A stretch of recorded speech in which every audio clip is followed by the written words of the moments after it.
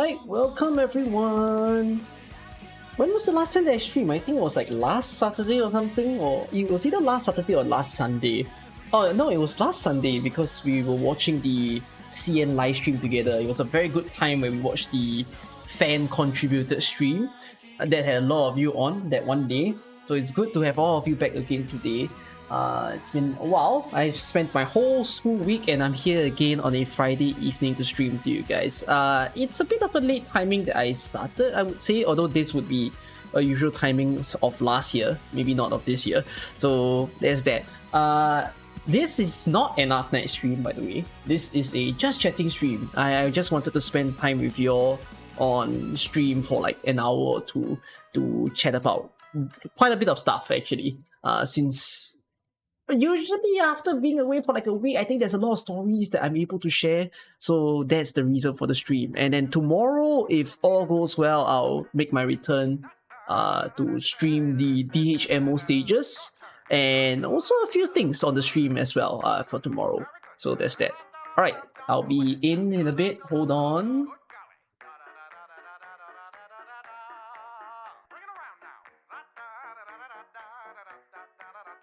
Oh, by the way, to all of you who say happy birthday to me, I appreciate it. I didn't expect so much happy birthdays, but yes, it's post birthday because my birthday was yesterday. My birthday is on the 27th of January. So yeah, I had some plans to actually do this just chatting stream yesterday, but I had my reasons to actually have it pushed today, which is why it's called the post birthday chatting session. But thank you all again for wishing me so well. And yes, hi to everyone, whether or not you can stay long or if you will be here with me through the entire stream, I appreciate it in any way.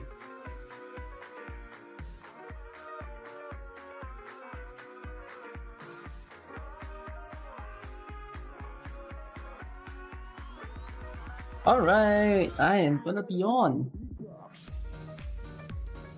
Evening everyone. Let's see, where do I begin on my journey of the past week? Let's talk about today for a start. So I did a thing that probably many of you have gone through, but I'm one of the later few who have done that. So today was the day where I took my booster shot for my vaccine. I'm already questioning myself as to whether it's right for me to be doing this stream, because I wouldn't know if midway in the stream suddenly I feel very unwell. But hey, if I do suddenly have that sort of reaction, then I'm basically a live experiment, right? I'm the experiment to show you guys whether there is like any bad side effects when you take the vaccine. I wouldn't think that's the case. I had it well in my first two shots, but then now it's a booster shot for me. I've heard stories where people said that the booster shot was the worst shot for them. Some people will say it's their second, some people will say it's their first. I don't know about mine, but for now, I don't feel anything. I've taken my shot like 8 hours ago, I think. And then now I'm here, deciding to stream for you guys. I wouldn't have done this just setting stream today.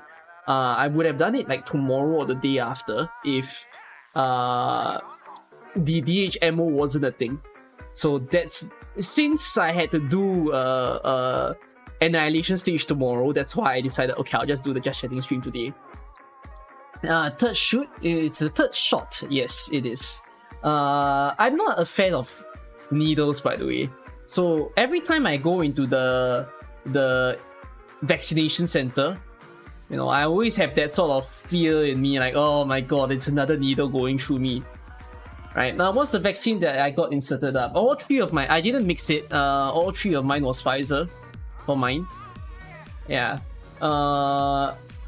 The thing about needles that I don't get is like people who are very comfortable with needles. There are people who are like super good with needles, right? And they might take it in because they do some form of drugs and whatsoever. I mean, I don't know about real life, but if you see in shows and movies, you can, that's the way they show people who take drugs in a sense. They'll just inject it in them. And I can't do that, you know. Imagine having so many of those sharp things going in you. I mean, after you do it for a while, you will get used to it. But if not, yeah, I would want to be away as much. Needles are mosquito bites. Well, needles are mosquito bites. I don't deny, like, they don't hurt. They are not especially painful. It's just, it's not a good feeling. I would say. So that's pretty much why. You're afraid of needles. Yeah, I'm afraid of needles as well. I mean, for the vaccine needles, thankfully it's small. If you take like blood donations and all, the needles are bigger. That one definitely you'll feel it through your skin a little bit more. You get hospitalized a lot back then in 2018. You had to take needles every time. I feel like it's a thing that you have to get used to. I would say that I'm used to it, but at the same time, it's just uncomfortable. You know, I think today was the one time that when I took my injection, for the first time I just said, I'm not gonna look at the injection. I'm just gonna let whoever that was injecting me do it to me. And I just looked away. I felt so uncomfortable. I was like, I don't even want to see the needle, in a sense. Imagine not getting used to needles after going in and out of hospital. I mean, I don't have a situation where I was like injected in needles constantly. Yeah. But in any case though, earring, I think earring is not as bad, because for earring, right, when you jet the ear, like this part of your skin is a soft skin. So to be fair, you don't have as much sensors here as compared to like your hand and other parts of your body. So I don't have ear piercings, but I don't mind it since I don't feel like I'm gonna feel anything too much out of it. But yes, for those of you who have just came into the Just Chatting stream for the day, the current story that I have for you guys is I took my booster shot today. So I don't feel anything for now. Maybe I'll feel something the moment I end this stream, I go to bed, I wake up in the morning. You know, I'm actually hoping to stream tomorrow morning for you guys, but I don't know if it's gonna be possible. If I do fall ill, then I can't. Ear piercing hurts. It depends on the ear piercing, you see. If your ear piercing is like... there's different ways you can pierce your ears. Some are definitely not as painful as the others. You got the fever after sleeping. Yeah, that's my worry. I definitely feel... okay, I would say I feel drowsy at the moment. Just nothing too much. When I left my vaccination center, right, usually the vaccination center will give you like advice before you are out. Then afterwards, they told me things like, oh, what you shouldn't do over like the next week. Things like you shouldn't take intense exercise because there was a case of a person who fell extremely ill after they exercised from taking the vaccine. Supposedly your body's still reacting to it, so you shouldn't overwork it. Another advice that they gave, it was quite new. I didn't hear it the last time I took the jab, but I heard it today, where the guy told me not to take any alcohol for the day of the vaccine. And then in myself, I was like, damn, I gotta miss alcohol today? I mean, it's not like I take alcohol a lot, but it was just the thought of, I might be an alcoholic. So yeah, it was a bit of a... my heart sank a little, but like, it's fine. It's not like I was planning to take alcohol today anyway. Although it was close to my birthday and all. And just as I was walking home, I was thinking about whether or not to buy a Japanese vodka for myself. There was a Japanese vodka that my friend introduced to me, and I really, really liked the taste of it. I think we had that early this year, so I haven't asked my friend yet, but I was wanting to ask him what was the brand and where did he buy it from, because I was interested to have it in my house. Do I like Jägermeister? I probably had it once, but I don't remember the taste of it. So yeah. For you, they told you to wait at the site for 15 minutes. That's what they do, Kanda. Yes, I had to stay at the site for 15 minutes as well. Drink lots of water. I haven't drank any water. My water bottle is still full, but then Lithium had redeemed a hydrate, so I will be sure to hydrate now.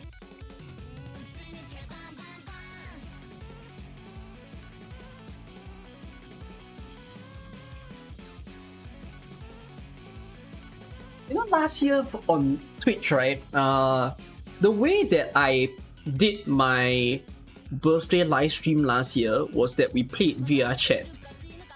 For those of you who are like early followers of this channel, y'all will remember the one time where I hosted a VR chat stream, and then I celebrated my birthday in there. And the way I celebrated it was that I I can't fully recall, but it was like I took a shot for every something.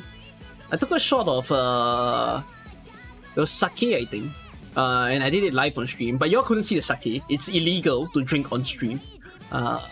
In fact, it shouldn't be. It's fine if I talk about alcohol here and there, but I cannot make it the whole stream. It's just a Twitch rule that they have.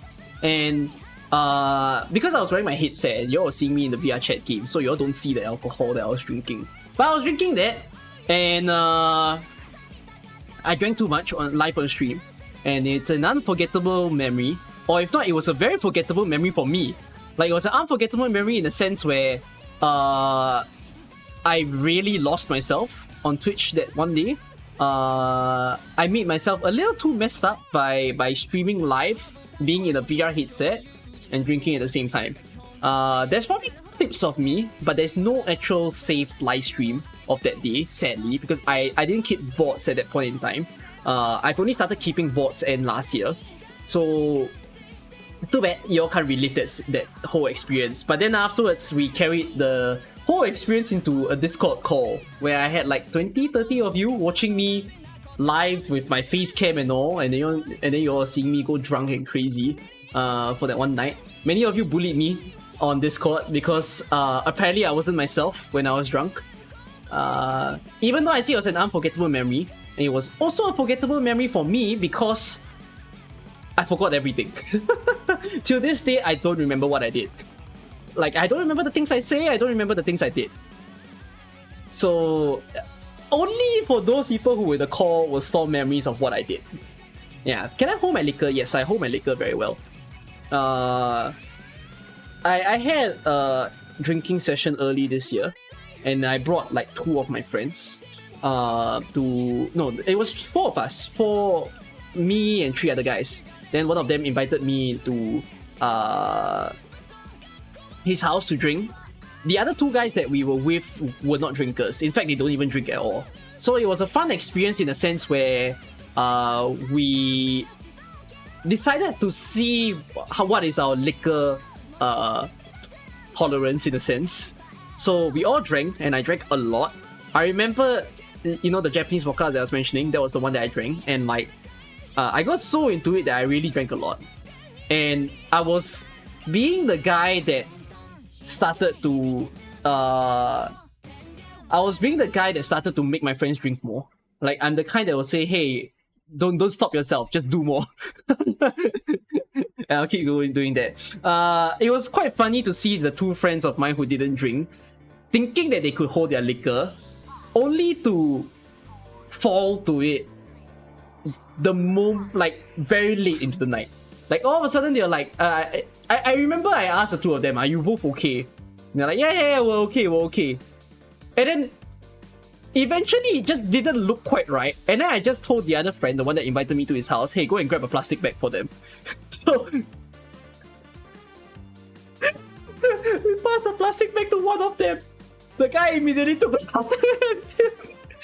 Then after, the other guy that thought he could hold his liquor saw the guy holding the plastic bag. And then immediately he asked, yo, get me one. And then it's just 2 guys standing by the house doorstep. Like, they walked out of his house, actually, and then they just puked at the freaking porch area. So, yeah, it was quite funny. I've never seen experience like that. I don't puke to drinking. The only time I puked was last year. Yeah. But I think it was a enjoyable experience, yeah. If there was an addiction that I would have in my life, sadly, it would be alcohol. I'm not addicted to alcohol yet, but I'm pretty certain I would. I'm probably very easily tempted by alcohol. What type of drunk person am I? I'm not violent, that's for sure. I'm not sad. I'm the person who lives the quote that says drink to forget. Like, you all know the term drink to forget, right? That's exactly me. Because the reason why I'll tell people I like drinking is I don't like to think. Living my life stress-free is a blessing. So, one is that I get very high, I get very happy. And the other part that is not very good about me is that I'm usually when I'm drunk, because I'm so not exactly in control of myself. I'm actually more of the sort that gets pretty touchy when the moment I drink. Like, I hold myself back a lot. I don't do any of that. But when the moment the alcohol hits me, I grab anything in sight. Which is the very reason why when I go to like a pub and all, I'll either grab my friend or I'll grab a pillow. Like, I think usually in the past when I get home, the moment I get home, the first thing that I run to is my bolster. Cause I just enjoy that. So that's like the two types. I'm usually the fun insider when I get drunk. Yeah. So that's that. Did they throw up? You mean my friends? Yeah, just did. Those two dudes are your comrades. Puking is underrated. You feel like a new person. Oh yeah. I'm completely fine to puke because it feels like something in my system is getting out. When you're in Japan, the planes had those shrub bags. Your dad grabbed them later because they know your mom can't handle alcohol now. Well, sure enough, later on when we were drinking at home, it was used. I'm the Alzheimer drinker. You're right. That definitely feels like me. So that's that with my own alcohol little story for you guys, and the fact that I took my booster shot. I still hope that I'll be fine after I sleep tonight. The week that I had was a pretty clumsy week actually. This is my birthday week, but I would say that it was quite messy the entire way through. For the first time, I overslept for school, but I still made it to class. I just overslept. It's more like the night before, I was really tired from school, so I went to bed, but I went to bed without setting an alarm. Then immediately in the morning, my mom was the one who woke me up, and then she said, "Don't you have class?" And I'm like, "Yeah, I do." "Wait, what's the time now?" And then she's like, "You're like 45 minutes away from class." And my school is exactly 40 minutes away from me. So I was like, oh. So, nearly missed my class there, but no, I still made it in time because I took a cab, even though it's very expensive to take cabs in Singapore. But I think because my sleep was so interrupted, I don't like it when my sleep get interrupted. I kind of felt like I entered school in a daze. In fact, right after my sleep, and then I rushed to school and all, I just remember I had a quiz for that class, and the problem was that I didn't pre-study the quiz, so I was so blurred out. I was still trying to get into my senses, and I don't think I did the quiz well. It's a bit rough in a sense where I feel like this week I've been trying to recuperate, which is the very reason why you don't see me posting a lot of videos, and I'm also not streaming because more of my time nowadays has been spending on sleep. I would say I've been resting, and I probably need more rest after this booster shot is taken. So I'm basically spending my entire of the back half of January resting, basically. Do I celebrate Lunar New Year in Singapore? Yeah, we do. And I'm a Chinese myself, so yes, my family celebrates Chinese New Year. When you're drunk, you can make friends with anyone. I don't really go making friends with anyone. I'm still conscious in a sense when I'm drunk, by the way. I still am aware of my surroundings. Just, I'm a bit more carefree about things. Yeah. It'd be scary if some drunkard starts getting the spots on me, which is just very bad. What does the phrase "getting the spots on me" mean? I've not heard that. And am I having in-person classes? Yes, I am. I'm going to school physically. At least in my country, we're allowed to, because the virus situation is not as bad as the other countries, although it's worsening. But my country gives assurance that we're fine.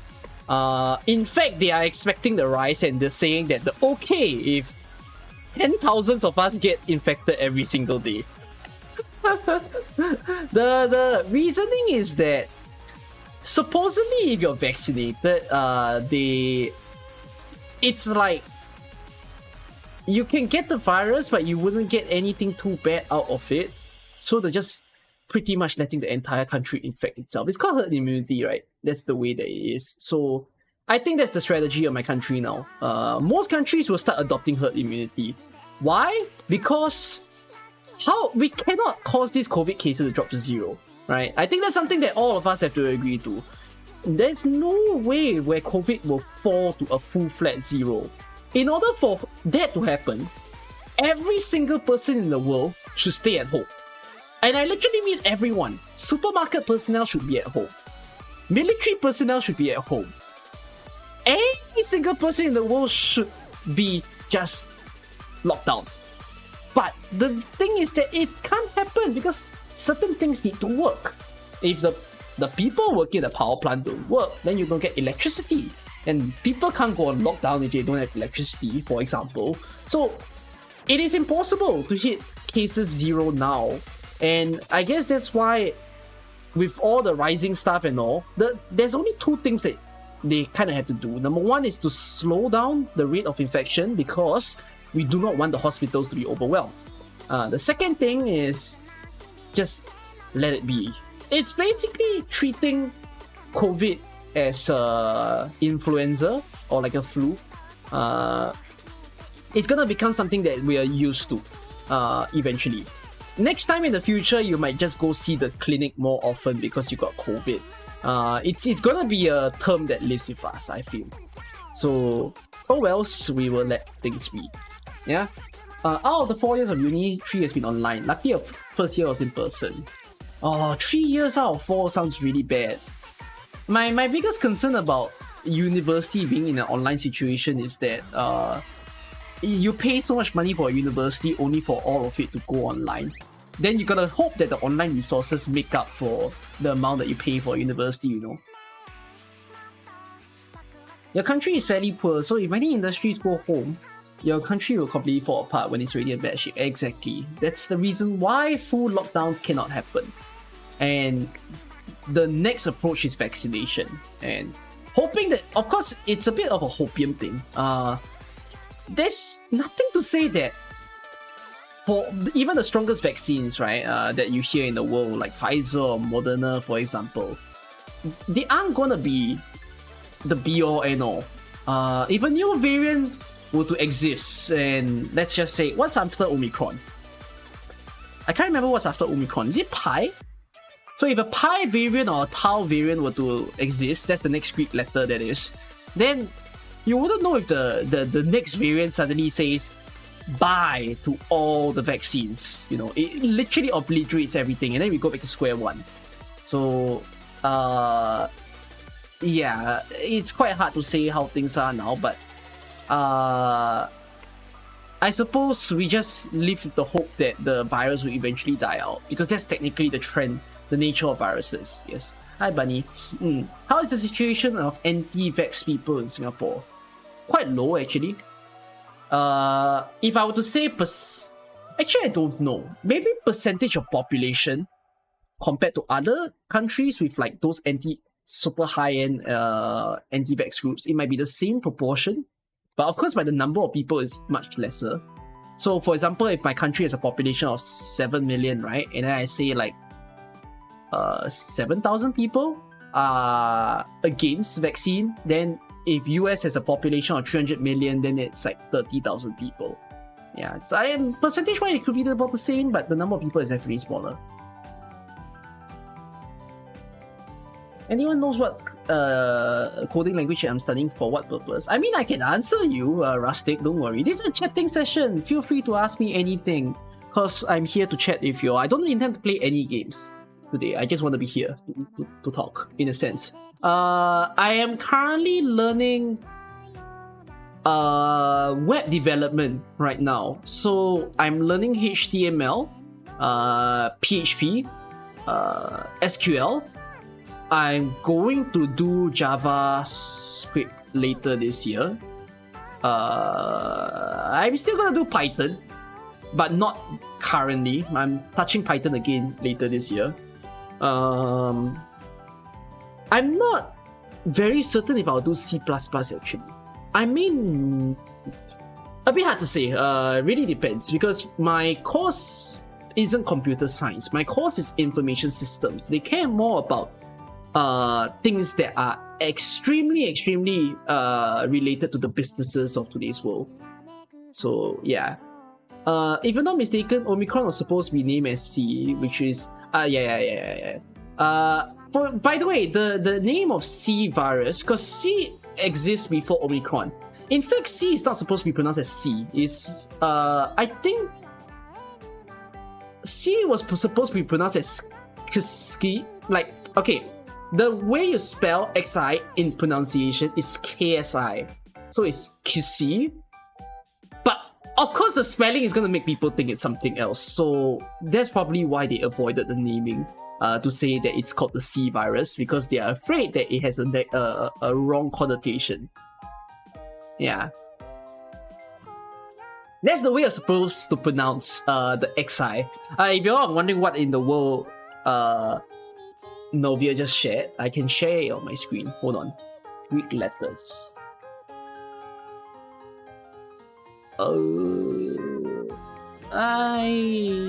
Wait up. I got it. Here you go.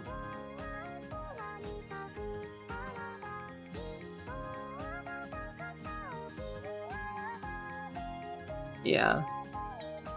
I mean, in the Greek alphabet, right? I don't know if y'all can see my mouse. I hope you can. But Omicron is here, right? If y'all notice, there was a new variant. But the new variant was not a concerning variant. It was quite a mild variant. Then afterwards, the next letter in line was this letter. My face cam? What about my face cam? No, it's fine. I'm not blocking it. Oh, y'all can't see my cursor? Okay, then too bad. But I hope y'all can see the letter. I mean, y'all can see the big O on the right of my, like, it's right here. Oh, no. It's right here. Y'all can see the O. Yeah, that's Omicron. So, C is on the left. But the thing is that in the list of variants in the world, every single letter before it was used. No, but that letter. So it seems like it was very deliberately avoided, which I think we all perfectly understand why, and I think it's perfectly reasonable. We don't really want to spark any anger in any way. So yeah, there was a letter that was skipped, but again, it was not pronounced. It's not meant to be pronounced as C. It was supposed to be pronounced as C. That's the way to properly pronounce the letter. Is this my first degree? It is my first degree. You can't get anywhere without the vaccine in Singapore. Yeah, you're right. The reason why I took my booster shot was that I was very surprised. My country mandated booster shots. So they did a thing where apparently after a certain date, if I didn't take my booster shot, I would be considered as unvaccinated.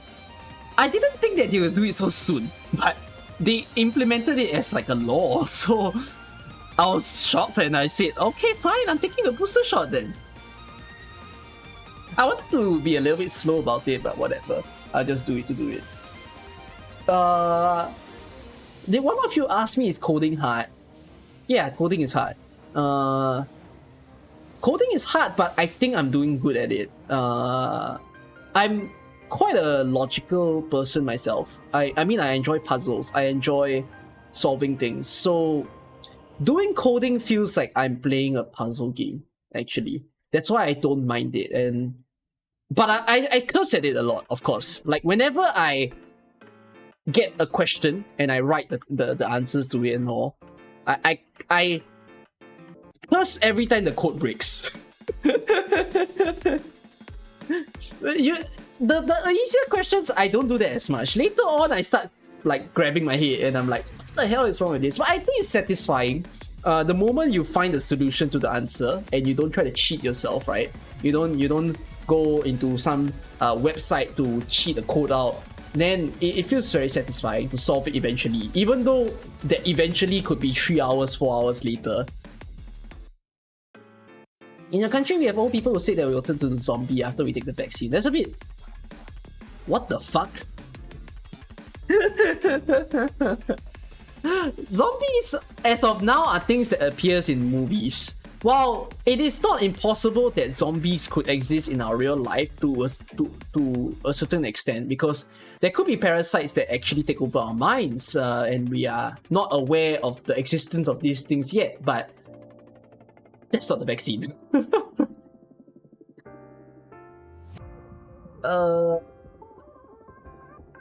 Was Zeta used? I think Zeta was used, for those of you who said the variant. We had a project for a business class where you had to do currency, and we had $1 for the customer questions in exchange rate between us and Singapore currency.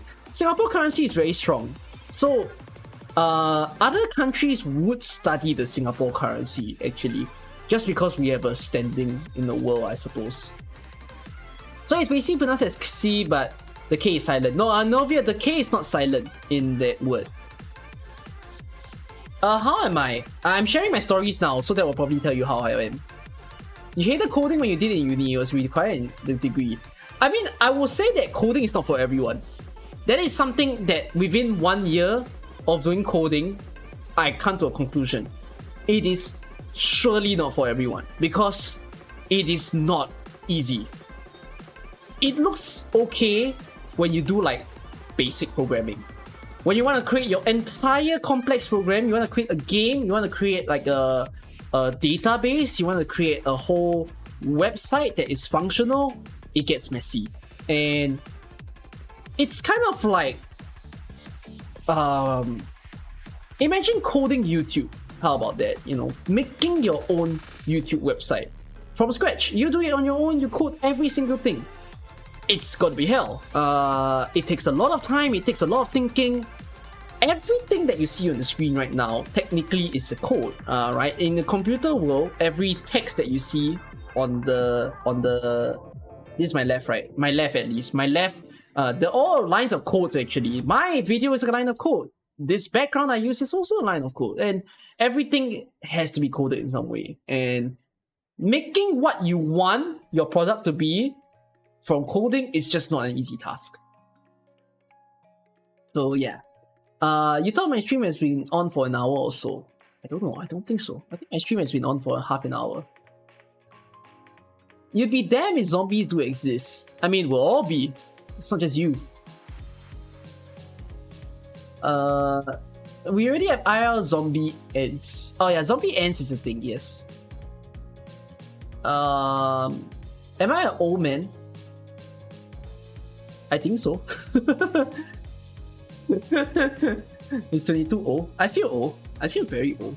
You know, when I edit my video, usually I edit, because I edit with my iPad, I don't edit with my computer. Eventually I might shift into my MacBook or my PC to edit, but I edit on a touchscreen device because it's intuitive. But I don't have a good habit. I wouldn't edit like this, you know. I wouldn't hold it up in my face, so I usually look down, and it hurts my neck a lot. After like an hour or two of editing, I start to be in so much pain. Yeah, I feel old.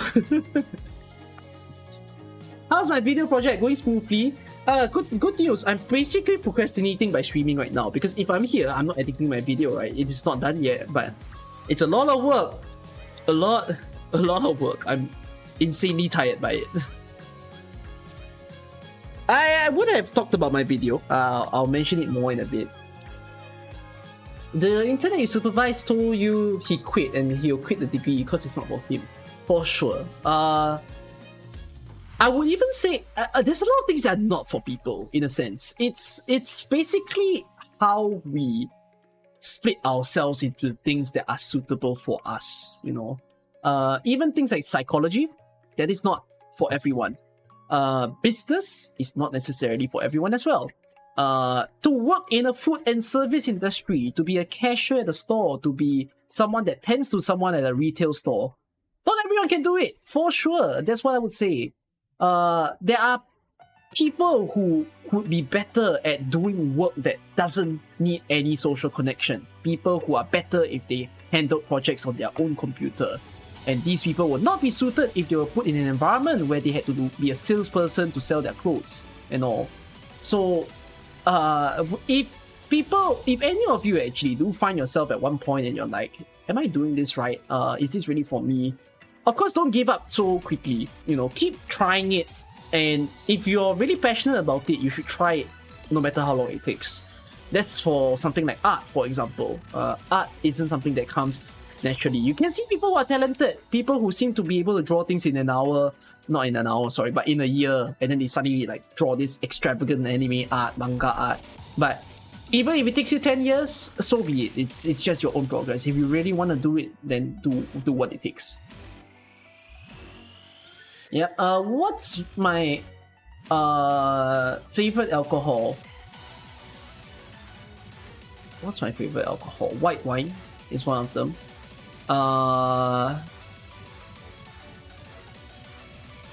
Can't recall. Oh, I do enjoy soju a lot. I'm more into the sweeter side of alcohol.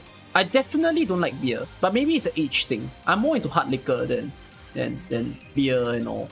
I definitely don't like all those heavy wines. What did I get for my birthday? I'll get to that in a bit. I'll talk about my birthday.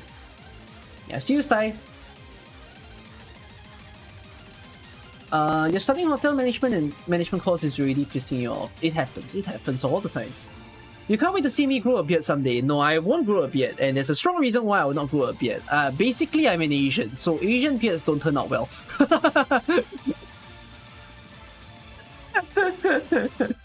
I don't know if y'all get what I mean when I say an Asian beard. Asians don't grow beards as well as the Europeans and the Americans do. You know, it's like you see all those people with like beautiful beards and all. It doesn't happen on an Asian usually. When the annihilation stage, it is in a different time zone, drone. The annihilation stage will drop in about 6 hours from now. You're studying animal welfare and it suits you. That's great. That's great that you have found things that you've starting to enjoy Nagashima. Have I tried Moscato? Yeah, I've definitely tried Moscato. It's my favorite, in fact. If you want to buy me an alcohol gift, Moscato is a good gift to give me. Give me soju, that's another good alcohol gift. Don't buy me champagne. I don't think I enjoy champagne particularly. Asian flush, I don't have Asian flush. I think that's a good thing about me. You have a beard and you're Asian. I mean, you can have a good beard as an Asian, but I'm just saying my beard is considered an Asian beard.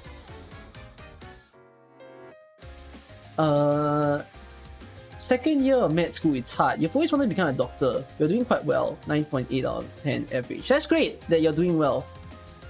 Even if at one point you fall wherever that you are, don't see it as the end of it. Yeah. Do we have anything else besides the Spring Festival? Last stream, after the last stream, you feel so empty because there's nothing fun to watch. Oh, there isn't anything for now. The next time Arknights will have a huge festival and event will be in April. That's when all the activities will come back again.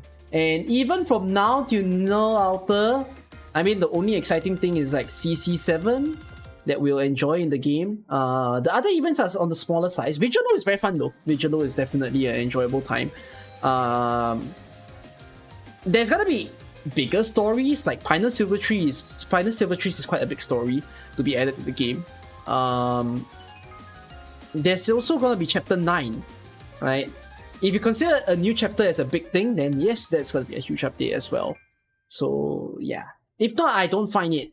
For me, it's not exciting for me since I'm more into the gameplay compared to the story. So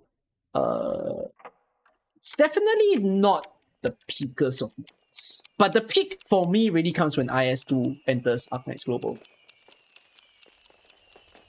Thanks for the guides in Dawsler CEX, really helped you. I am glad that you are using my guides and you are finding it to be good. How long have I been in study of coding? Because you want to try coding. 1 year? No, it's not even 1 year. 7 months of coding experience, I would say. Hey, is it even 7 months? Yeah, I think it's 7 months of coding experience. I did not learn coding in the far past. I only learned coding when I was in university. Why is the special cushion called Kushuk? I don't know. Ask Yostar. Not me. So I've shared my story of the boosters shot. I've shared my story of the my clumsy week. I have a story of Chinese New Year apparently. what was the story for Chinese New Year that I wanted to share? Oh yes, I probably just wanted to share the fact that to those of you who ask me, am I celebrating Chinese New Year? Yeah, I am. My mom hanged up some decorations above my poster. Y'all can't really see it. It's just two fishes that's above the poster. And then we have a bunch of CNY decorations that's like scattered around the tiles. I have fake firecrackers right beside me right now. So we're in the mood for the Chinese season. Although we won't be able to do much family visitations because there's restrictions. In my place, it's not a lockdown right now, but we are restricted to meeting a few people only at a time. In fact, only 5 people at a time. So we're basically breaking up the way that we meet each other in the family just for this season. So there's that. I bought my Chinese New Year clothes because it's always a tradition to buy new clothes. And I think this year I bought my Chinese New Year clothes a little differently. I instead of buying something that is very much for the season, usually people will dress like the nicest shirt for the girls. They'll buy the nicest dress and all, right? And then they'll fit the auspicious colors, or they'll wear the lucky colors and stuff like that. I decided to take this year a little differently, and I bought myself the most hobo things ever. I bought myself like a cargo pants, I think, and then I bought a hoodie, like a tin hoodie. My country is warm, so I wouldn't want anything too thick. I bought a tin hoodie. I just bought a t-shirt. Not a t-shirt actually, it's a long sleeve shirt. And the reason why I chose that was because, hey, I'm gonna wear this all the time. I don't want to just wear it only for the season. So I decided, hey, this outfit looks great for school. So I bought that. I'll wear that for Chinese New Year, and then I'll wear that for my school. It's the first time I decided to go full hobo, and like, I look like I need in that outfit I seem to need social help.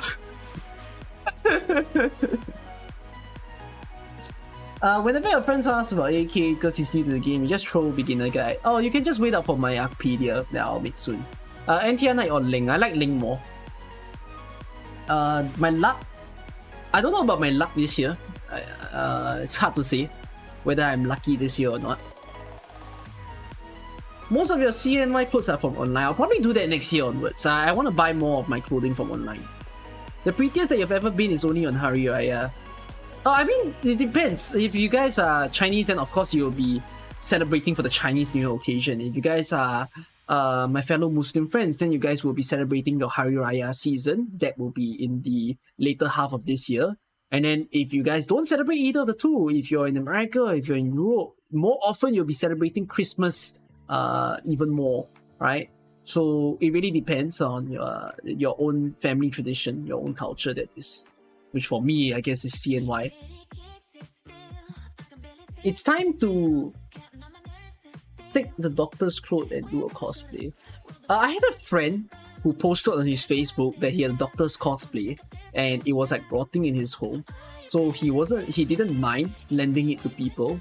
I saw the post and I was quite tempted. I was like, should I just buy it? I just buy it and then fit it for myself. Then maybe I can in the future when Singapore has conventions, you know, in order to ensure that no one recognizes who I am, I can just put myself in the doctor's outfit. I'll just roam around and no one will know that it's me. You feel attacked since you're bad at getting good fashions. Oh, I don't have a fashion sense, by the way. My fashion sense is terrible. So don't worry, I join you on that. A tradition for here in Western New Year is to try not to get your organs flushed for alcohol poisoning. I mean, that's the way that New Year is celebrated, I suppose. I'm gonna skip NTR banner or pull her? No, I pull all limited banners. I always do that. So in no way will I skip limited banners. Because Lego Lucky Cat, you used it before pulling, you got 2 6-stars limited pulls. Oh, both off rate. Technically, by the rates, it's lucky, because 2 6-stars in 30 pools is a lot. Singapore fan meet up at conventions. I am tempted to go to conventions again. I feel like I miss a bit of that human interaction after a while. It's been a while since I've been like super crowded and festive place, right? So if Singapore ever allows that, then yeah, I'll probably just participate. Cross-dress cosplayer? No, I'm not very interested in cross-dressing anything. Cookie as Doctor is like Adam Savage dressing at a Comic Con so that no one will recognize him. I don't know if I would ever consider cosplaying. It was at the top of my head. I'm not very good at it per se, so who knows? Maybe we'll see how things happen as time pass. There's a thing that you guys would have probably saw on YouTube where I posted about Arcadia. So I might as well mention it a bit on stream. That's the video that I'm working on. Some of you asked me on that. I am starting a whole new YouTube series and I hope that it's launched this weekend, as long as I can get the work done, or if not, like early next week. This is gonna be my new series to teach everything about Arknights. It's a very difficult project to make because it's... Number one is episodic, so I have to make sure that there's a good flow of the content that I'm making, and I have to ensure that I teach as much as possible within all of those things and try not to say anything that's pointless, you know. I actually, if you saw my community post that I made, I was talking about how a few of you thought that my videos were very long. So I heard that in recent times, and I guess it added a bit of stress in me in terms of my video making, because I also do wish that my videos are good for people to watch. And I suppose taking the advice in, it was the part that told me to really ensure that this video project will take off, since this is going to be a very long one. Do I do my script for the upcoming video? Yes. So the reason why okay, originally it was not a script, but the reason why I decided to then do it in a script form was so that I don't I think it's a weakness that I have. The way that I explain things, I tend to over elaborate. So by scripting, I cut down on the elaboration and I ensure that I get to the point. I say the things that are especially relevant. And my fear when I do scripting is that it's unnatural. But it's been a while since I do scripted videos, so that's why I'm giving it a chance again. And the next video will be a scripted one. Although I've listened to myself speak and I thought it wasn't too bad, I think it did feel quite myself. Yeah, so you can look forward to that. And I'll try to release new episodes of Arcadia every half week or every week. But I will say that it's a lot of work, because there's definitely a lot of editing that goes into it. What do I think about the next banner? We saw a video by Dr. Volker predicting the next one will be Torn 3-1. I don't like predicting things, if I be very honest, because I guess I have a mentality in the way I play AK nowadays. It's just let things be. That's kind of the way I play it. I play with... I mean, I'm very well aware of the next few events, but I don't think too much into it. I treat it just like how a CN player would treat it, where they don't know anything. Just let it come. Don't overly stress yourself. I mean, if I had to answer what is the next banner, then no, the next banner is Eunecta's banner. Gabriel rerun will probably happen first, followed by Vigilo. So it's probably gonna be Eunecta's banner, then the Torn's banner will come after that. That should be the next thing in line. No, Vigilo will probably not have a banner. Yeah, Eunecta's will have the Gavial event will have the Eunecta's banner, then CC6 will have the Torn's banner. Yeah, and I don't think CC6 is next. There is no announcements for CC as of yet. So the next event is definitely not CC then. The next event is either Vigilo or Gavial, and I think it's Gavial. Do you think you have enough random for no alter? I can't answer you. It's your luck, my friend. It's a very... I think this is something that I aim to do in Arcadia. So I noticed that in the community, there's a lot of repeated questions that many people love to ask. So things like, should I pull? How do I save? Who do I build? What are other things that people ask? Will I have enough random? That's another question that lots of people like to say. Hi, I'm a new player. What do I do? Yeah, skipping is also a question that people ask. What other things do people ask? I don't know, but there's a lot of repetitive questions. So that's the very reason I'm doing Arpedia. I want to kind of like close the chapter. I want to just slam it down, do it in a video form, so that when this question pops up, it's just watch this all over again. Because I'm going to give it as a good enough answer that will help you to clear off all of these things. That's pretty much the reason why there's a lot of episodes that happens. Have I heard about a new Pokemon game? I'm not a Pokemon follower, so no, I've not heard of the new Pokemon game. You're having a conflict between who you pull. It's really for you to decide. It's all in the opportunity cost, yeah, and decision making there. Did I ask you a repetitive question? No, don't. After you build Metal Ops, you can build whatever you want. You are right. That is something that I'll talk about in one of the episodes that's to come. Let's see. Oh! So apart from Arpedia, there's other things that I wanted to share and announce to you guys. I have announced it previously in the stream before, but at least on this stream, I might as well mention it again. That even though Arpedia is more beginner oriented, eventually it will move on, by the way. Like Arpedia will first start out as a beginner player kind of thing. Later on, it will start to go into mid game, and later on in Arpedia as well, I'll start to go into the late game stuff, like very late game management as to saving your randoms, how to decide on your pools and all that kind of thing. So it will be very progressive. It's like a Journey of Arknights kind of series. But there's another new series that I'm starting, which some of you will probably be very excited for it. I'm going to be doing operator showcases in Arknights. It's I'm putting my foot in this for the first time ever. We've had all kinds of operator showcase YouTubers, although I think it's not as often nowadays. There isn't really anyone who's doing deep explanations. Dreamy is kind of out of it as well. Dreamy has been a person that lots of people like to watch, but she's kind of fallen out of it because she don't play Arknights as much anymore. And there are other people who make operator showcase as well, but they don't elaborate anything, they just play the video. These YouTubers have been popular itself, but there's just nothing to say, okay, I see what the skill does, but should I be playing with this skill? That kind of thing. So that's my purpose of the operator showcase. I'm a little scared since it's a new thing that I'm doing, but we'll see what happens when I post the first ones and continuously.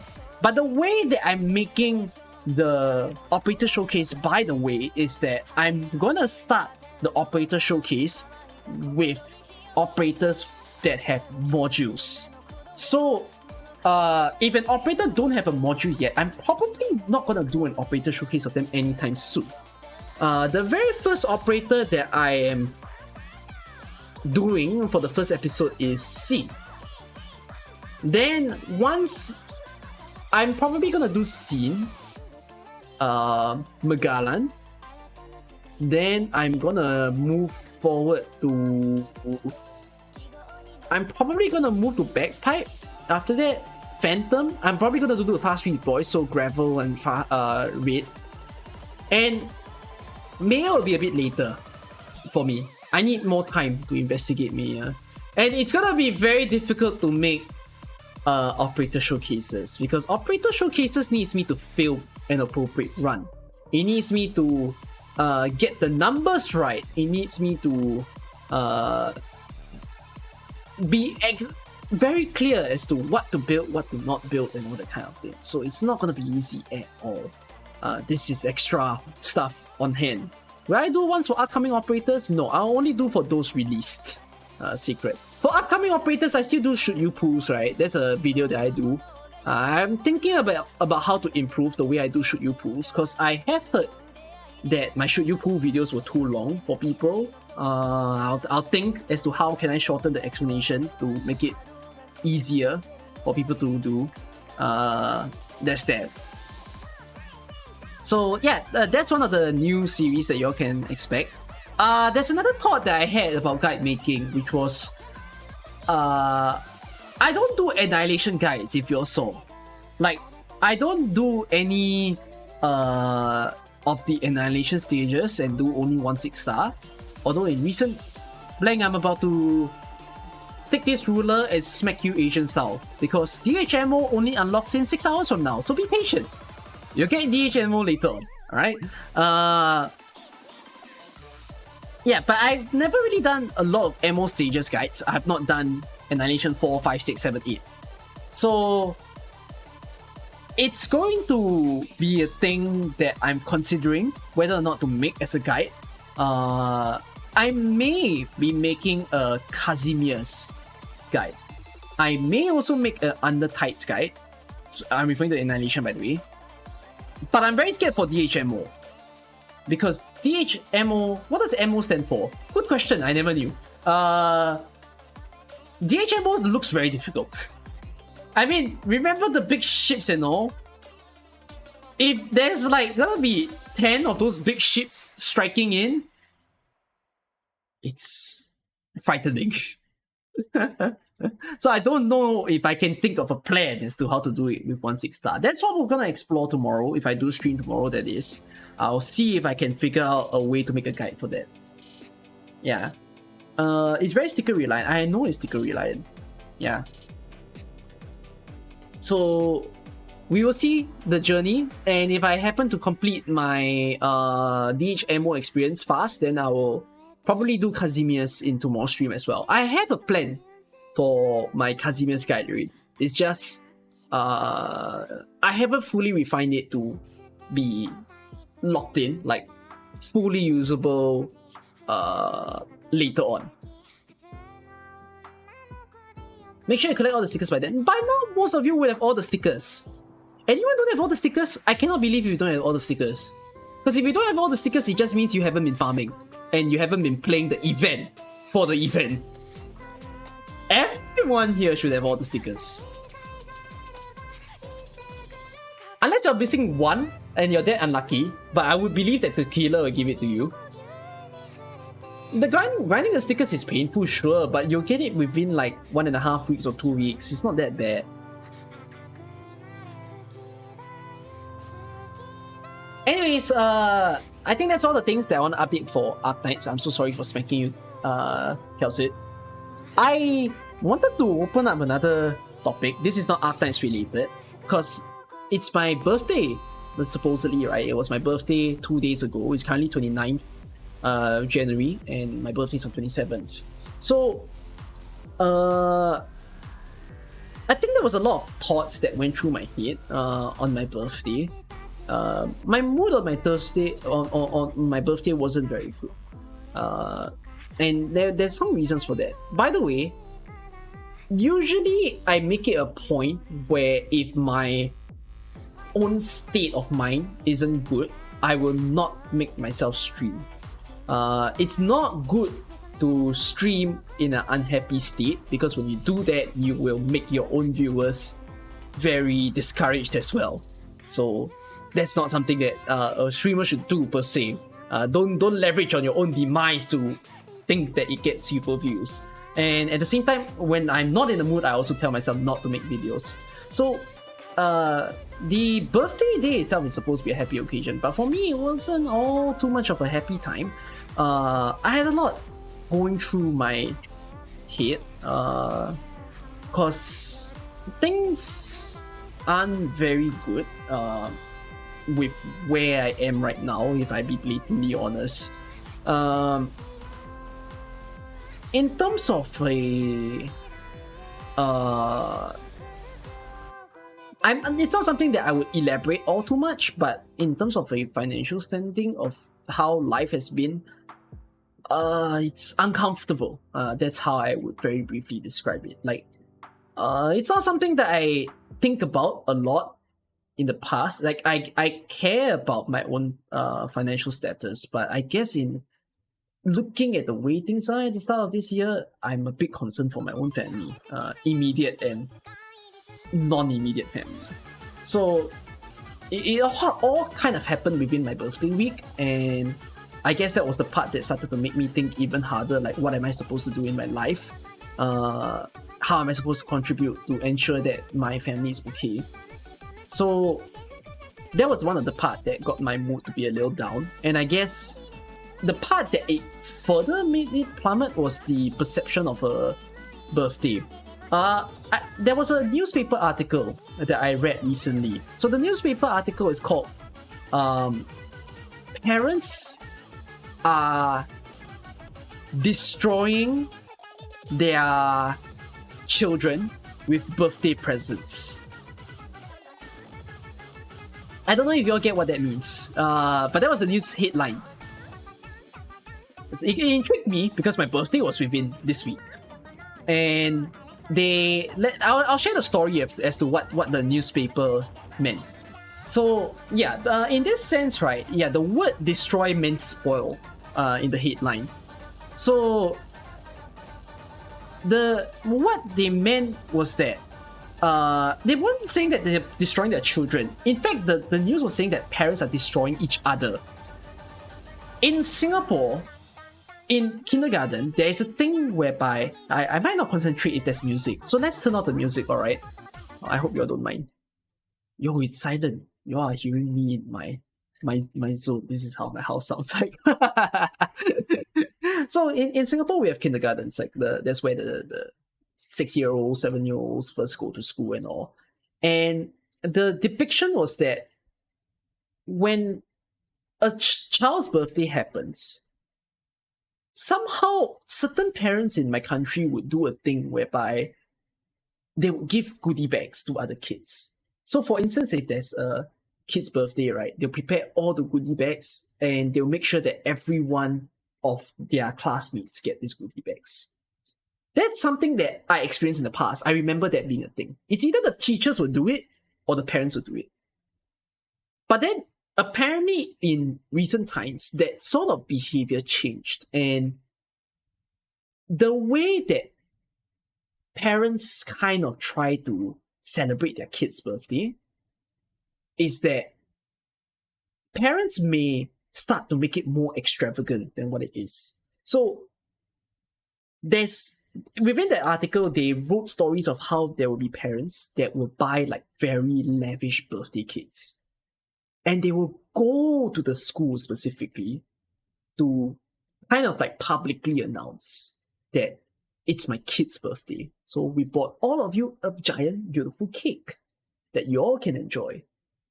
So it sounds very harmless at first, you know. It's not that bad because if you think about it, the goodie bags were shared. The cake was shared with everyone. But where the destroying the children come and where the destroying the parents come is like this. The way that children are destroyed is that children see these, you know, they see someone else's parents bringing all these things here. And then afterwards, people, to a kid, they'll think to themselves, wow, this person's mom or dad is doing this for this classmate that I know. And then they'll start to think, what about my mom? What about my dad? You know, would they do it for me? Yeah. So that's the thing. As a kid, right, we're learning the world and the environment, and we start to think to ourselves, is this considered normal? So that's when people will then, these children will then have expectations. And it's not good. Yeah, see all those salty cells. So the part of where that article was describing destroy parents is that it starts to become a competition. Parents start to require to outdo each other. You know, if one person's cake had a simple cake design, then the next parent will say, I gotta put a Spider-Man on this. Then the next parent will come in and say, I gotta make sure my cake is 2-layered. Or then another one will say, I must prepare balloons to celebrate the entire thing. It might not be a case in other countries, but it was apparently a case, it was written in specific to my country, because my country is considered a little bit more well-off. So, you didn't even know this is a thing as an Asian. I mean, it may not happen to you, but we can imagine this being real, correct? It can happen.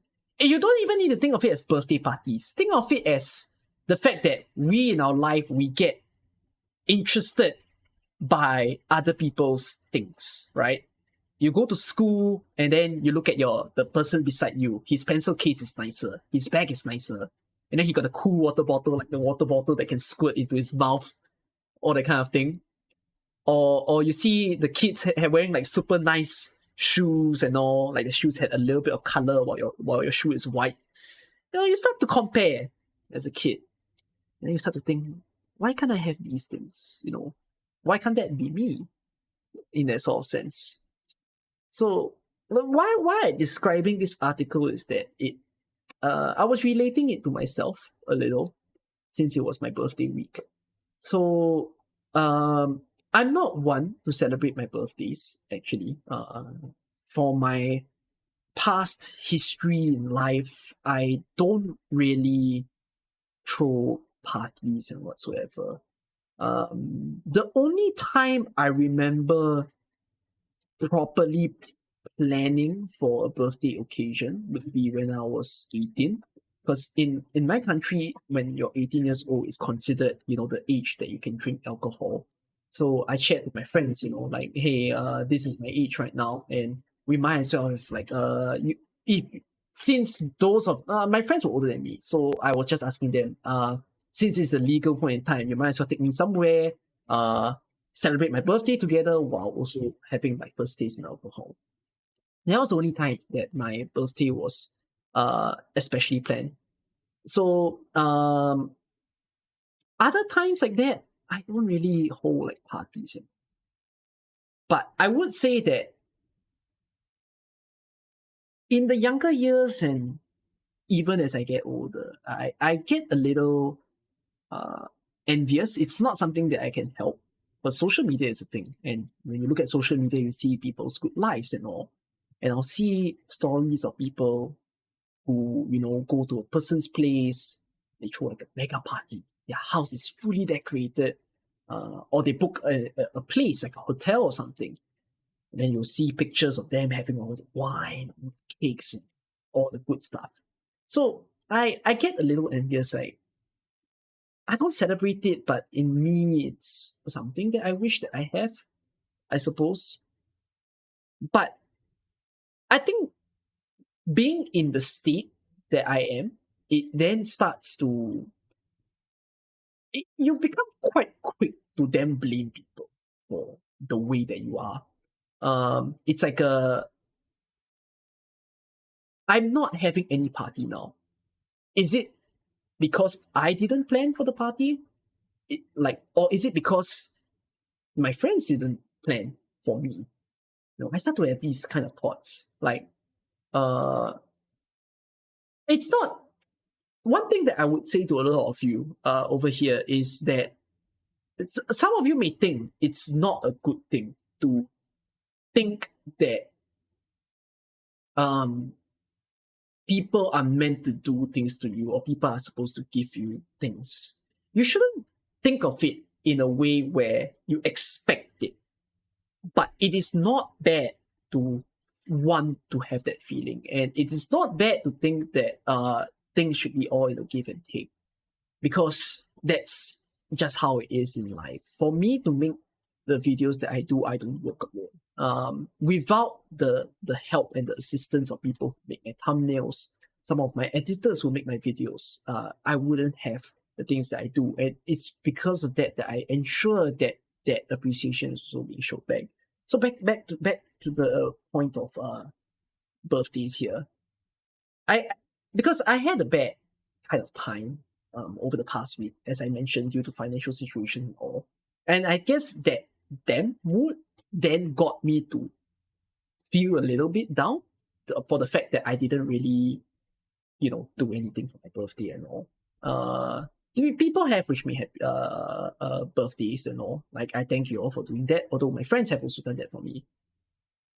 And like I said, in yourself, you may put that sort of weight on other people to think that they need to do something for you.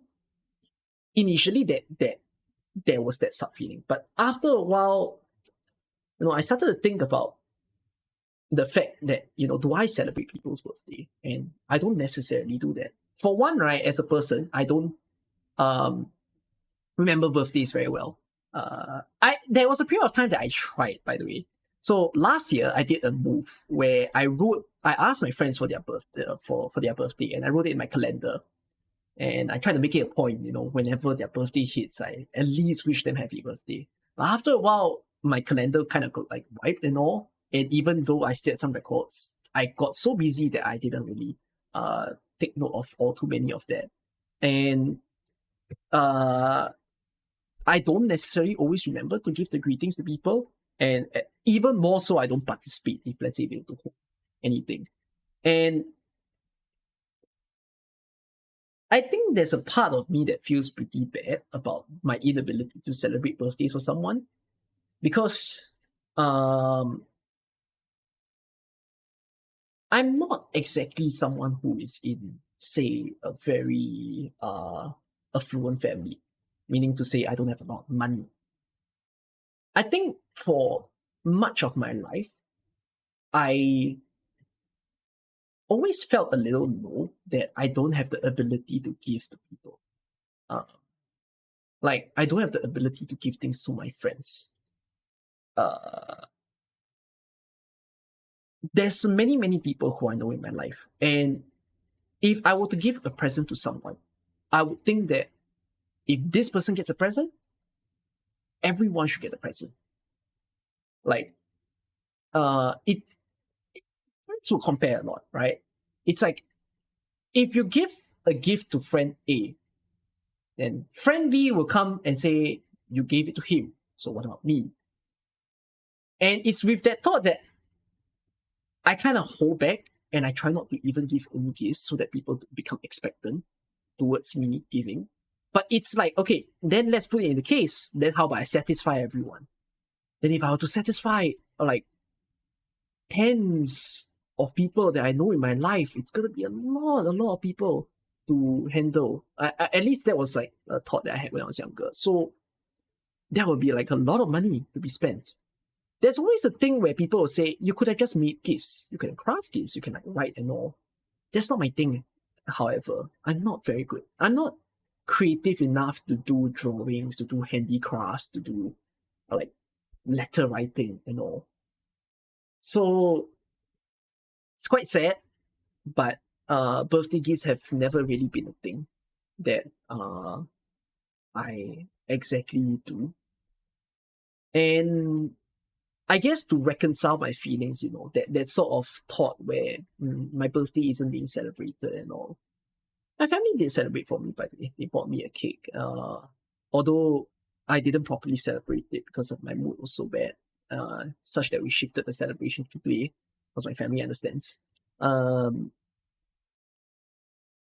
today, sorry. I shifted it to yesterday. So to reconcile that sort of bad mood that I had, I didn't think to myself that I shouldn't be thinking that people should be planning for me, because I don't have the ability, and I don't think a lot of my friends have the ability. I'm not even saying in the point. I'm not even saying in the point of cash. I'm even saying in the point of time. Like, everyone is busy in life, so we don't. If we were to celebrate the birthday of every single person, we'll never get some of our job done. And afterwards, I just said, it's fine. It's perfectly fine that my birthday is not being celebrated. I think it doesn't, celebrations or happy moments doesn't have to be limited to a day. You can enjoy any day that you have. And it's like what WH has said as well. Presents can be given anytime. And I think it's better when presents are given anytime. Instead of being expectant that Valentine's, birthdays, Christmas, Chinese New Year, instead of being expectant that these are times that people must give gifts, I think it's even better when gifts are given in the most unexpected forms. Is there a point that you are thinking selfishly not to be celebrated so that you are not required to celebrate others? I don't think I have that thought. I think it's more like, I want to celebrate others' birthday, but I am unable to. The kind of person nature that I have is that I like giving to people. I'm a very generous person. I don't like to have things for myself. If my financial status was even more better, I'm probably the sort that would just say, I have this amount of money and I don't use this amount of money. I might as well just give this to someone else who would make better use of the money. But I'm not at that state. I think one of the uh, it's starting to now come to some of the points that I want to drive for sharing my birthday story. That um I wish I have the ability to give more and more to people, not just through their birthdays, just anything in general. And I'm perfectly fine. I guess it's just the mood that I had that got me to then think in this selfish manner, like as if I had to be someone to be celebrated. But I think it's okay to not be. Um, you don't always have to buy them something. Just do something for them. Time is at least as precious as money. You're not wrong. Time is very precious. Uh, a birthday wish that I kind of gave myself yesterday when I thought very hard about everything is that uh, I have that sort of hope that I can earn. Sometimes people say in life, how much money do you want to earn? No one says that they want to be poor, but there's usually two answers that people give. Do you want to be rich or do you want to earn enough? And I'm a very frugal person. I don't like branded things. If anything that is of a high bill, it's only because of technological stuff. I like buying expensive things that are usable. I don't like buying things that have a word on them. I won't go telling myself that I need to buy an Adidas shoe or Nike shoe that can literally be another shoe with just that word pasted on it. That's just not my thing. Um, I don't spend a lot, but after a little while, I then thought it would be good if the way that I have, the way I live, I have more than enough. And why do I want to have more than enough? It's not because I want a lot of money.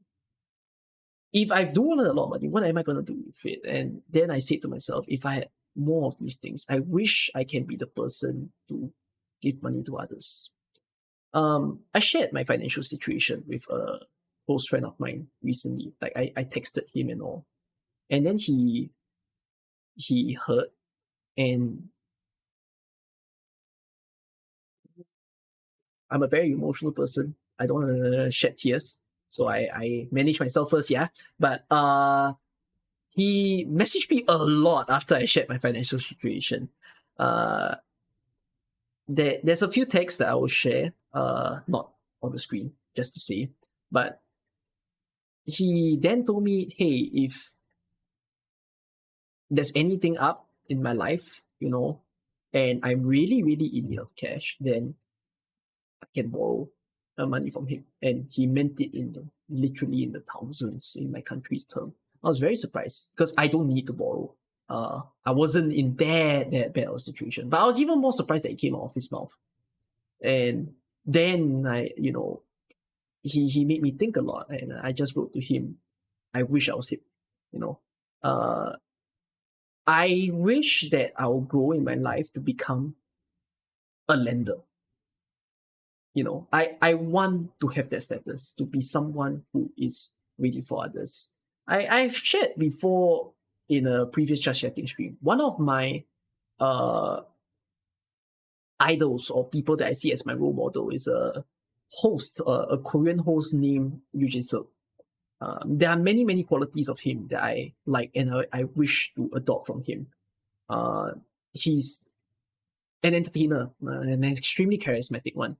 But probably another trait I'll mention on him on today's stream is the fact that he's super generous. Yoo Jin Suk is someone who made his fortune after many years of work.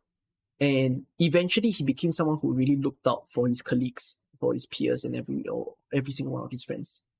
He was the kind of person that really didn't mind if any of you get in trouble, he would just send the money straight to them. And I wish to become that sort of person, who is able to do anything and and help others in a sense. So That was one of the things that he wrote. And then thereafter, because of all the things that he stated, and he was sharing with me like job postings and all, some ways that I could get cash and everything. Due to how things are, I had made consideration as to whether I want to give myself more work at the current state of life. There's a lot of people who would, hey, my goodness, I'm sharing stories. Thanks for the read.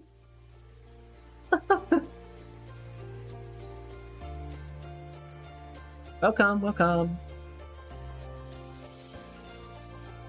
Okay, I continue sharing my story. Thanks to Lotte. Lotte was probably streaming archives before this, I saw, before I started streaming. So if you all haven't followed Lotte, please go ahead and follow her. There's quite a bit of people who had the assumption of me being a YouTuber and all, and people think like, hey, don't you make a lot of money? A lot of stuff as a streamer and that kind of thing. No, I don't make a lot. It's not something that will be sustainable as a living. That is what I would say. So because of that, and there isn't exactly like a huge flow of income that comes in to keep the electricity running in a sense. So I do a lot of stuff outside as well. I am taking a job in the company right now, and I'm going to be leaving it soon. But I had considered myself whether or not if I want to further that, then I'll probably be doing more ad hoc jobs in the coming few months. It's quite scary to me. Doing so many things at once is very tiring. People think that me streaming and my YouTubing is my main job or something. Like I took up this role. No, I'm also a student in a university. I take it full time. And at the same time, I still do my own work outside. So it's going to be rough, but I suppose no matter whatever troubles that I'm putting myself through, my hope is that once I end my university term, I can say that I'm living my life that is in a less stressful manner than what I have now, and that I can keep up with all the necessities that I have. I think it's before I even dream big and say that I want to be that kind of friend or be that kind of person that gives to other people, I need to first manage myself, manage my state of life in a way. So that's pretty much, it's a roundabout story of birthdays and how I had so many thoughts over my own singular birthday. I hope you're fascinated by the missing of that. I probably missed a lot of messages that you guys wrote as well. I'm sorry. It was my way to ensure that I complete whatever I say without losing my train of thought.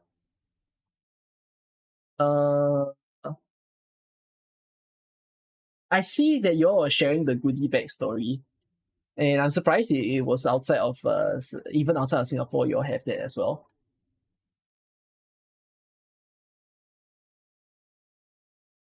You all learned a lot.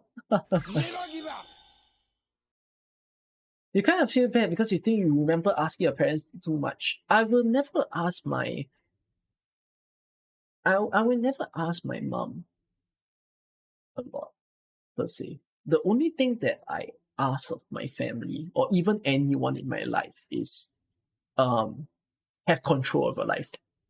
That is what I think is very important.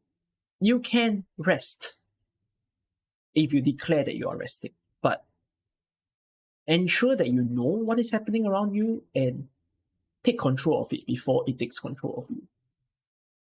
Which in this case, like the story that I shared, is in terms of financial sense. If for some of you guys may be very young, you guys may be 15, you guys may be 14, you're in school, and it's the same idea. Take control of your school. If you feel that school overwhelms you, then give yourself the necessary break, but manage it so that you don't let it become something that engulfs you. I can say the same thing about Christmas. Parents get their child an iPad. It's a very bad mentality now, though, in society, if you think about it. Because most children are expected to get a smartphone nowadays. I think it's an every country thing. Like uh it's very difficult to find a kid without a phone, I feel. Not exactly in the rural regions. In the rural regions it's not as severe. But if we talk about urban city and all, then it's very hard. Because eventually a kid without a phone will ask their mom, my 3-4 friends has a phone. What about me? So it really it's just the way society is, and it's bad, I feel. I'm actually more of the sort to say that I don't think phones should be given to a kid that's like under 12, because they are not good on the internet. They're an abomination on the internet. Take them away from TikTok, take them away from Facebook. They shouldn't be there. There's an age limit for a reason, and they break the age limit because they see that they can lie. See, social media teaching kids the wrong things right from the start. When kids see that they can break the system, they break the system. You mean it's fine to get a nice things, but don't say the gift is in Santa. Oh, the idea of Santa, Canderous, I saw what you said. Lying to a child. You're not wrong that such things shouldn't be like kid with the kids. That is, like, don't make them think something is real and then only to find out it's not real. Something lucky happened when you were snapped in those kind of positions. Wait, I'm reading. It's my birthday. It was my birthday. It was two days ago. In London, we had a big party for 15-year-old girls, like a coming age party. People do big parties. And as you say, it's almost like a competition for who's the most extravagant, and a way to show family wealth. As you say, it's just a classist society. I don't ever want to fall into that sort of. It's very, very easy actually to fall into the realm where you think that you need to show off that your life is better than the person. I think that's a strong advice that I'll give to people here. Like, don't get into that trap, because it does you more harm than good, really. You might feel good that you're better than someone else, but for that moment, that is. But later on, it's very short-lived. You keep chasing it. Because it's very, how do I say? The dopamine is induced only for that moment. Once it's gone, you just feel dissatisfied again. Satisfaction is when you set your expectations low as rock bottom low. It's like how sometimes people say Asian students feel terrible when they don't get A, get a B or C, and then after there are those students just like, yo, I got a pass. That's revolutionary. I can treat myself to like the best meal in the world now because I passed my paper. And then they get so confused, like, why is the student so upset over an A? Because it's really a matter of just not putting yourself so much pressure. When you put the bar, but don't put the bar too low. That is what I would say. Put the bar as something that you can reach where you are as a person. It's not like if where you are right now, for example, if we talk about school grades, if you're at a C, then don't tell yourself, yo, I'm okay if I pass, because you're already beyond that. Let yourself go higher, because it's always good to set goals on yourself. Get yourself one grade higher, get yourself a C+, that kind of thing. If you put yourself low, then usually you also follow where your eyes set. If you shoot for the skies and you say that you want to get A+, you want to be a full marks person, then the chance of you getting there is actually much greater. But I think this is a way that I manage my expectations in school, at least. I do aim as high as I can. If I can get the bestest of bestest grade, that is something that's fantastic. But I've also, it's like a double expectation. I say that I want to get there, but I'm okay if I'm here. where is that comfort line? The line for you to say that I'm satisfied. And if I'm here, I'm overjoyed. I think that's the way to really ensure that you don't ever make yourself disappointed for no good reason. Sleepless Night say you never ever celebrate your birthday. High five to all of you people who don't celebrate your birthday. If I understand Chinese, 生活要有仪式感. I've never heard of 仪式感. What is that? Archive YouTube. That's a very interesting term. Still catching up with the little messages that you all sent. Okay, I'm probably in the more recent messages. I saw what Atomic Knits wrote. It's on the, it's like right here now. Maybe a bit abstract, but I'm really someone who gives to people or not. I'm an active content creator who is constantly trying his best to entertain us. For some of us, the videos are precious, and surely everyone here has enjoyed the content. I think that's the way that I lead my life. I lead my life with the thought of giving all the time. How do I put it? It might scare some of you in the way that I see this, but I live with the perception that finality can happen at any time. Or what I'm trying to directly say is I live the perception that I can die at any time. Like I've completely accepted the fact that death is something that we cannot control. We can control, but we can control it in terms of whatever that is in our ability. So things like our health, things like what are the things that we can actually control? Ensuring our safety when we're on the road, when we are walking down the street and all that kind of thing. But there are things that we cannot control. And there's a reason why I hit a point where I feel that, it's something that we cannot control.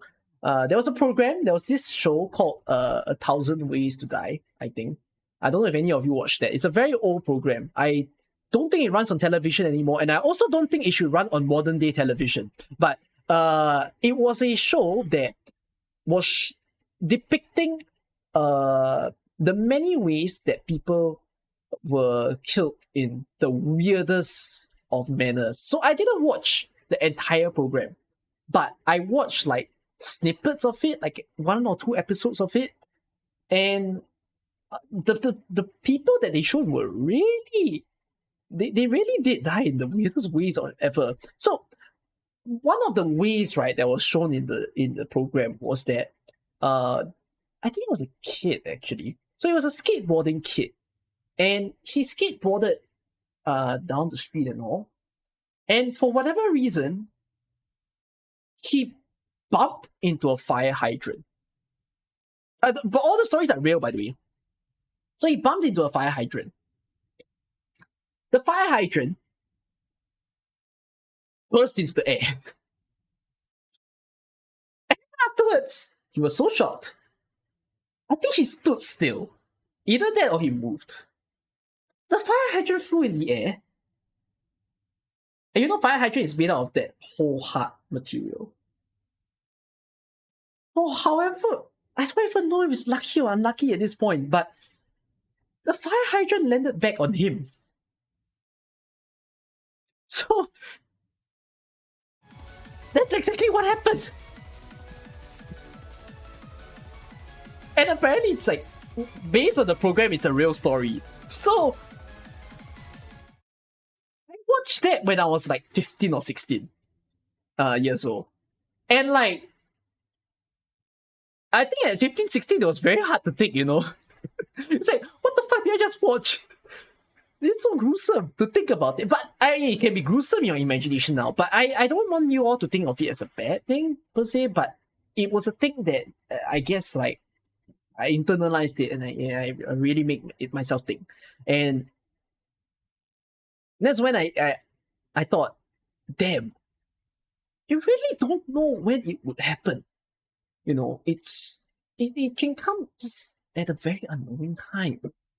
I can even put a recent article, per se. I don't know if you all saw the very unfortunate incident. It was in the US. Those of you in America, you may have heard this. I think it made your news headlines. It was this week's news. It was a lady who was on the New York subway, I think. It was an Asian American. And she was just going to about her daily life. But for whatsoever reason, she was pushed into the train tracks by a homeless man. And the thing is that they had no relation. She don't know who the homeless man was. The homeless man don't know who this lady was. The homeless man just decided to say, I will push this lady down. Clearly, that means he wasn't in a good state of mind. And it's very difficult to imagine, like this poor lady didn't even see it coming. The way that the story was depicted was that the girl didn't even know that someone was going to push him because she was on her phone and she was looking in front. And it just so happened the train was on the way. Instead of seeing this as a full-on negative thing, I guess when I say all these stories, these were the kind of things that made me say, damn, it happens at any time. So the kicker was that So the irony of the story for this Asian American was that she was someone who helps the homeless people. And the person that was pushed was a homeless person. The person that pushed her was a homeless person. So it was like, what? How the fuck did that connect? But in any case, I guess with just these two examples, it's a bit hard to take in, I know, for some of you, but the lesson learned is that death is really very time. But it shouldn't be something that makes you scared. You shouldn't be paranoid. You shouldn't be anxious about this. That is not how you should lead your life, from what I see. It's like the question that I gave myself was, now that I know this, what am I going to do about it? Since it feels like everyone has a ticking time bomb in them, and we don't know when the ticking time bomb goes off. It's basically fate, right? It could be 30, it could be 80, it could be 100 years old. I just simply don't know when. So when I learned this concept, I think I got it in me since last year, probably around when I began streaming and all. I then told myself that I don't think I'm in this life to really chase for things that I particularly want anymore. I feel like I have led my life in a way that I am actually very happy with however far that I've come. I've made good friends. I've made people happy. I've made good memories. Of course, bad ones as well, but it's better to remember the good things in this case. And I feel like I've done a lot. It may not be a lot in a societal sense. Like I didn't win a Nobel Prize. I didn't make like a full-on project that changed a business system and whatnot. But still, I see as up to whatever I've done, I'm proud. And I feel that as I go day by day, that's the very important thing that I need to lead my life by. No matter what I do. Even the idea that I slept 12 hours yesterday, be proud of it. I've done something that is good for me. And if this is how I choose to spend my day, that is enough. So, that is one of the things that a mentality that I have. And then the other mentality I have is that if I'm satisfied with what I have, but are other people satisfied with what they have? And that's probably where my giving nature comes in. That I then tell myself, then in whatever ability I have, whatever time I have, whatever strength that I have, then why not go and satisfy other people? Because I'm already as satisfied as I want to be. And that's probably the reason why I continue being the person that stays in an online platform like this, to be someone to stream to people, to be someone that makes video for people. At times, these kind of things that I do could feel like a chore, especially video making. But I think the thing that pushes me is to say that I don't need to make everyone happy through my videos. But if at least one person feels connected to it and say, hey, whatever you've just made was very important to me. I think that is enough for me to say, okay, I did something good. And that's pretty much the way that, I'm lots of thoughts over just this 1 month alone that I'm sharing with you all. Are you okay? You are like in some deep trance right now because of the things that I said.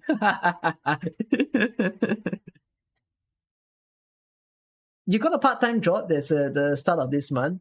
It has really made you content with yourself. Feel like you're achieving something. It's good. Always make sure that you're doing something that makes you feel achieved. Don't procrastinate.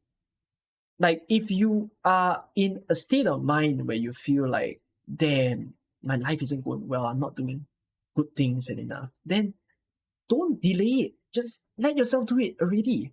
You'll feel so much better to have done something that you really wanted to do, but you didn't get to do.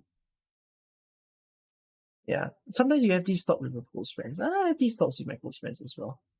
Yeah. I enjoy having deep talks from time to time and all.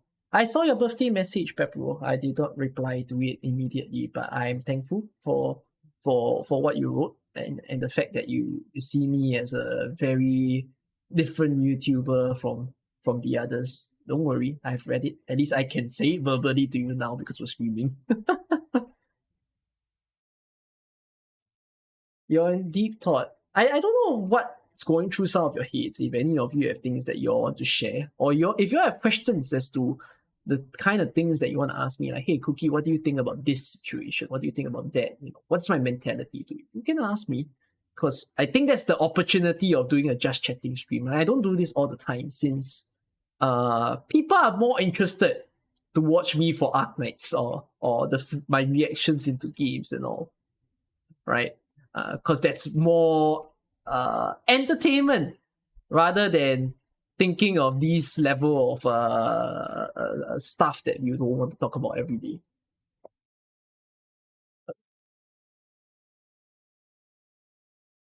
Yeah, I think that would be pretty much most of the stuff. So again, I guess the wish that I have for this year is to strike big and ensure that I can give myself a good life ahead. These are the kind of things that I think it's also a matter of age. I don't think about these kind of things if I was way younger. The way that I am the moment I hit 20 started to make me question all of these kind of stuff. When you're younger, you don't think about money. You just get money from your parents. And then afterwards, as you get older, then these kind of things start to hit you. And you start thinking about relationships. You start thinking about marriage. Oh, fuck. Why did I talk about relationships on the stream? It makes me sad all the time.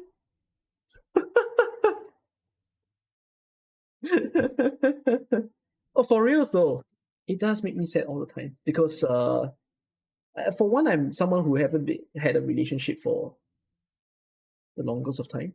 Not really. It's been 3 years, 4 years. Heartache. I mean, it's a heartache when you have a breakup, lah. But I don't really have a heartache if I think about relationship. It's just I wish I was single, but I don't know if I'm able to have one. Loner life, same here. Yeah, I failed 4 relationships so far. It's fine that it hurts to fail, but it is okay to fail. Being single is the best blessing in your life. Well, there's a lot of advantages to being single, right? You don't spend your money on someone. Your time that you would spend on a person is spent on something else that you think is more purposeful. You didn't have one in your life. I hope that you'll have one soon. Atomic Knits. So, like, it's not something that I actively seek for now, but I'll let things be as time passes. Have I ever wanted to change something on my career on YouTube or Twitch, but because I was so scared. I can tell you guys what was my thought of doing Twitch at first. Like, it's a bit of a life story that I'm putting forth here. I started Twitch in 2020. When did I start Twitch? 2020. That was when I started Twitch. No, you've definitely not heard this. I've never mentioned this on the stream before.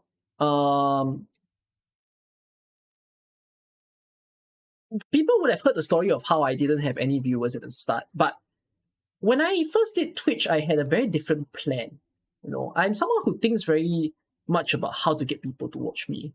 So originally, my plan was to actually be someone who's, you know how Steams have free games that they put up every weekend and all.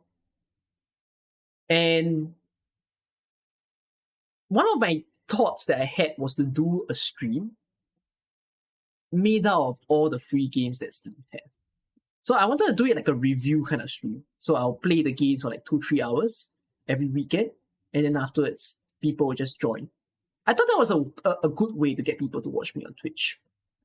And then, you know, I just give my opinions of them. That was when I really had 0 subscribers and 0 viewers, by the way. One of the things that really changed, and it was a very fearful change, was the idea of starting Arknights for me back then. Because I was someone who played Arknights on my phone. I really enjoyed the gacha game. I played it for like 6 months, 7 months. But I didn't play it every day, by the way. It was kind of on off. You know, I didn't have that habit of logging in all the time. But I was a very avid Tectone watcher. Actually, in fact, I think the only YouTuber I watched back then was Tectone. But I was streaming and all, and there were other games that I was trying at first. I was streaming Subnautica. I was streaming Five Nights at Freddy's. I streamed some other horror game.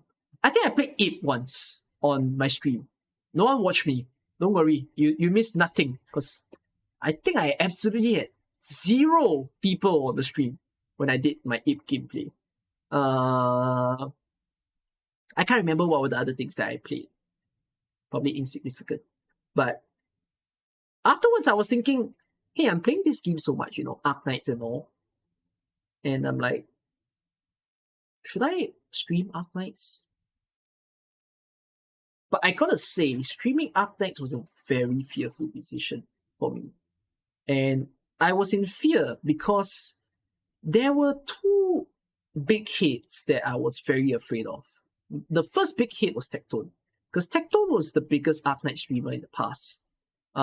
He had amassed like 3,000, 4,000 viewers the last time when he played Arknights.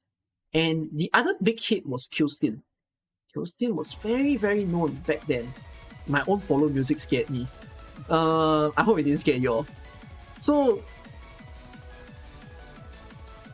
I was thinking, it might be cool to start streaming, but what if these people from their platform comes and watch me? That was a thought that went through my head. And I phone called one of my friends and I said, yo, should I stream Arknights before I play the game? I think I did not elaborate the reason why I was afraid. My friend just immediately responded to me, yo, just do it.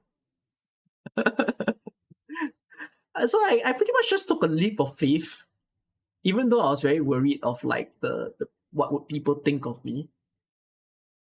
And somehow it became a decision that basically sparked everything and become the first stepping stone to wherever that I am at now on Twitch, that is. So yeah, that if you wanted me to share an experience that I was scared and if no one liked it, that was an experience. I don't see my okay, to a certain extent YouTube could be seen as a career because I do take it quite seriously. I am very particular about the videos that I post and the things that I say and all. But I don't know if there's anything very controversial that I intend to change about YouTube per se. That made me very afraid. I can't really picture that. Tecton lack of skill, honestly. I wouldn't be the kind of person to bash someone else for what they are. Even if you all say that Tecton is lack of skill, but he was full of entertainment. And that was pretty much that. Like, he was enjoyable to watch. It's pretty much like um but it's the way that he puts it lah. Like some people may not like his attitude to things, but other people would enjoy it. I was about to bash someone on my stream. Why do you scare me like that? I was about to bash someone on my stream. Please ensure that you all tell him I mean no malice. I love him a lot, but like we often joke that Viper is someone who may not be very certain about what he's doing in the game. But even if it's not, even if it is truly not present, but he's entertaining, and that's what's very important, right? That's why we all enjoy him for what he is. So, in a sense, while one may have a negative point, it shouldn't be something that covers up all the good stuff. At the same time, it's also the same thing. You shouldn't let some people's good traits cover up all the bad traits as well. I'm not a perfect person as well. There are things that I'm not good at. That I'm not the best at crafting my words sometimes, I would say. My stories can be very long-winded. The way I explain things can be very long-winded. And I just don't think I'm as refined in the entertainment part of things just yet. That's something that I really wish to improve on as time goes past. I don't think I have the best humor in the world. I feel like I need a humor patch update in my system. I played FNAF in the past. Yeah, I played FNAF in the past. You can find old clips of FNAF from me back then. There's probably 2 or 3 old clips of FNAF that is still on my Twitch. YouTube is volatile. It is. It is very volatile. Even though you all may see like, hey, I look like I'm doing very well on YouTube. It can always go off rails very quickly because it's a matter of, one fine day an audience sees this and say, I'm not as interested in this guy anymore. I think one of the biggest challenge that I have, both on YouTube and Twitch, is it's a question that I always have to answer. How do I make sure that however I am to y'all won't get bored of it? It's a something that you have to accept if you are someone who's going to be on social media. People get interested by you when they first see you, but eventually people get bored. But how do you ensure that boredom don't come as quickly, or how do you ensure that you keep people as entertained as possible? That is one of my toughest goal when I think about what I'm doing online right now. But I'll do my best. But even so, I'm also perfectly fine if things don't really go in the direction that I expect.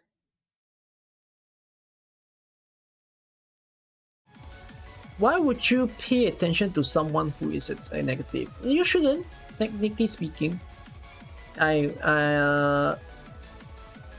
You can assist a friend who may have a very, very negative emotion or state of mind, but the amount of time that you envelope yourself in it cannot be too much. Positivity and negativity are very, very intoxicating things. When you instill, if you are a positive person, 1 EFML, thanks for that. If you're a positive person in a room of 10 negative people, you will easily turn negative yourself. But if you're in a room of 10 positive people and you're the negative one, you could easily become positive as well, in a sense. In a way, in order to kind of um that's a thing that I think about, how I untrap myself from any form of negativity is to really surround myself with good vibes. You need to surround yourself with good people. And if you don't have good people, you must find the good people. Sometimes it's not people, sometimes it's things. Find the things that makes you feel very, very good. What makes me feel good? Now, I'm suddenly asking myself that question. It used to be actually in the early part of this year or late part of last year. It used to be sweet things. I enjoy eating sweet food, but after a while, I feel like my health is getting compromised if I eat too much sweet things. I guess in recent days, sleep is my cure.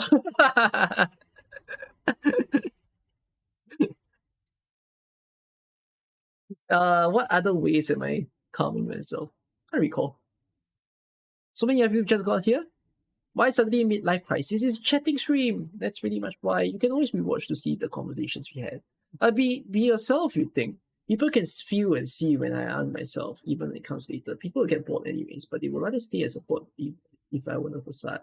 I mean, that's something that I find to be very important as well when I put myself um in this sort of place. I don't want to run away from my roots. I've learned and picked up a lot of things through my life, and whatever that I've taken as lessons, I very much ensure I don't forget them.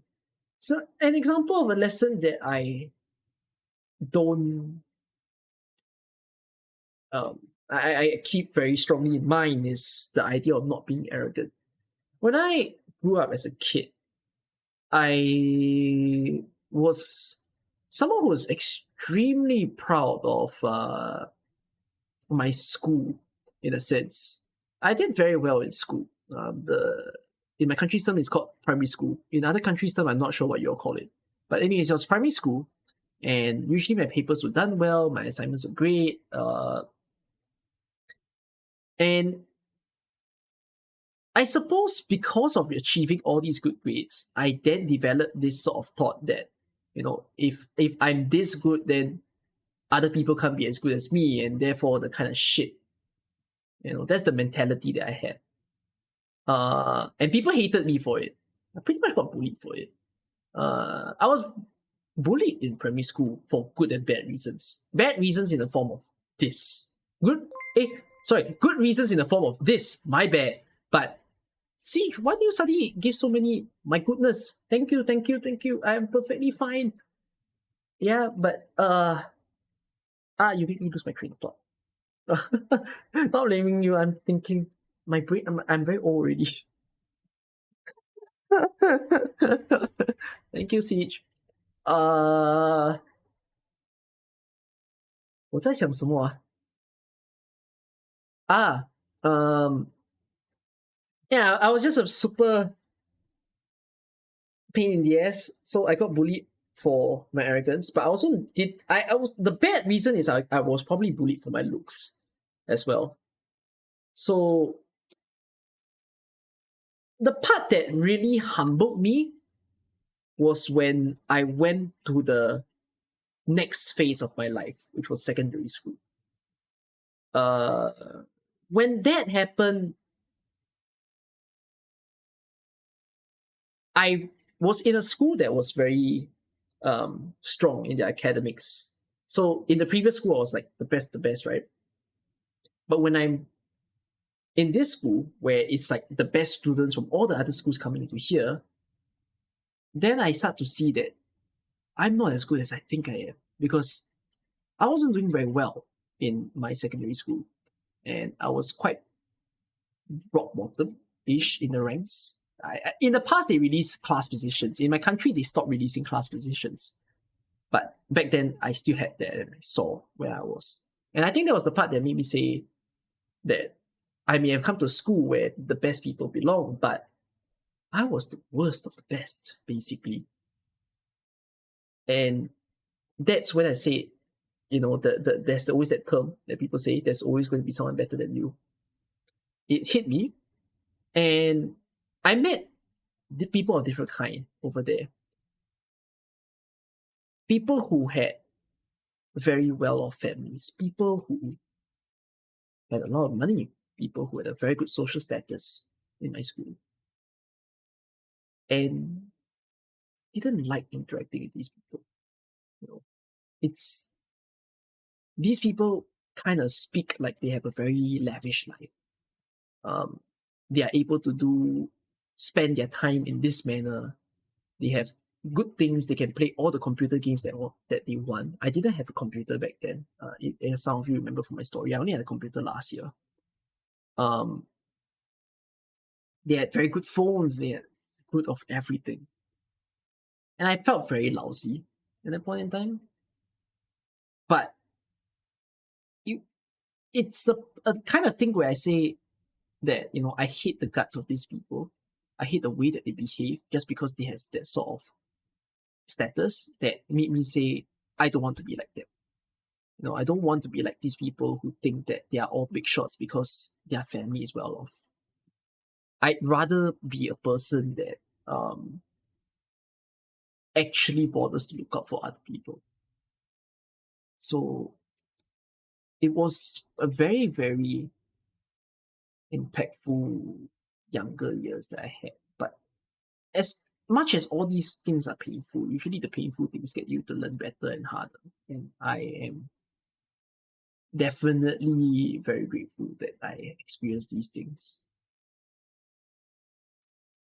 Yep. Did I get frustrated that others struggle in things that I found easy? It wasn't frustrated, I think. Although it wasn't a feeling of frustration. It was just a feeling of I just felt better. I just felt royal. But I was a kid. That's the reason why I felt royal. Not bullied, but you are scared of getting the highest score in a bad class. That's when they start to target you. I think there's a thing that I like to say to the younger people, who are in schools and all. It's fine to do whatever that you want. People can target you because you're the best student or whatnot, but you lead your life in a sense. People can also target you if you're the worst student, but the hardest thing that school don't teach is how do you not be affected by the way that other people lead their life. Something that can't be taught in class. It's a thing that I really have to gain out of experience that whatever the fuck that people do, it doesn't matter to me. Is this about how certain schools buy money buys a position in it? Kind of. If you want to say it that way. You at some age started realizing how much work your parents put into you and you don't want it to be in vain. Oh, that realization for me, Atomic, hit me when I was actually last year. Yeah, last year that was when it hit me. You hate the fact that you still remember being beaten by an English teacher with textbook years ago. You didn't get your desktop built until you were fourth year in uni. I really didn't have a lot of things that most people got in my country until much later. I mean, I had a laptop, but I didn't have like a powerful computer. I remember back then,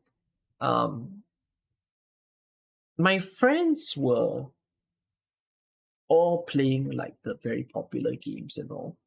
Do you remember when Left 4 Dead was a thing, Payday was a thing, Gmod was a thing? Yeah, a lot of my friends were playing that. TF2 as well. So I had a laptop. I wanted to play it with my friends, they invited me, but I couldn't play. The laptop that I had wasn't good enough. It wasn't strong enough to handle those game titles. So I actually bought the games from Steam. Then I turned them on, and I realized I couldn't. So I feel like a lot of my stuff in my younger years, I didn't get to do. But it's fine. When I got my desktop for the first time last year, that was when I started to pick up all these old games. I'm like, whoa, I can finally play the games that I bought like years ago. Then I realized they're not really the thing now. I cannot feel as connected to them as I may have been in the past. Yeah, things just change as time goes by. You don't really care about social status much. It's very good once you stop caring about social status. Um, you reminded me of a thing that I wanted to speak of, possibly within this stream. I met a viewer recently, because a viewer of mine was she was a friend of my friend. So my friend invited me for dinner, and then this friend of friend came along, and uh we spoke of a lot of things, but one of the conversation topic was, I just asked her what did she see of me before she met me on the dinner table and all. And then she said that before she saw me, she kind of idolized me. She saw me as someone who was like, whoa, it's like a big person. And it's a person that is very hard to speak of, very hard to talk to. But then after she said, after sitting with me on the dinner table, and she feels like she's speaking to a friend, basically. I think that's like a thing that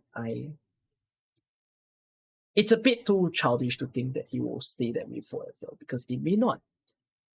A person of a million subscriber status, 100,000 follower status, will not lead the same life as, say, what I am doing right now. Now the way I speak can still feel very connected with you guys, but later on it may not feel as much if, let's say, there's way more people who are flooded in here. I think it's as far as I can. I want to remain as someone who is just that regular person trying to live my life as it is. I'm not here to do Twitch and YouTube to become a superstar, to become some famous dude.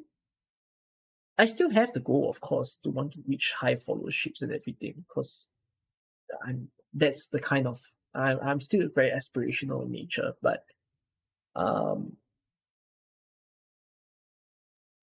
it's still a thing whereby I go back to my roots. I just don't want to change because of fame.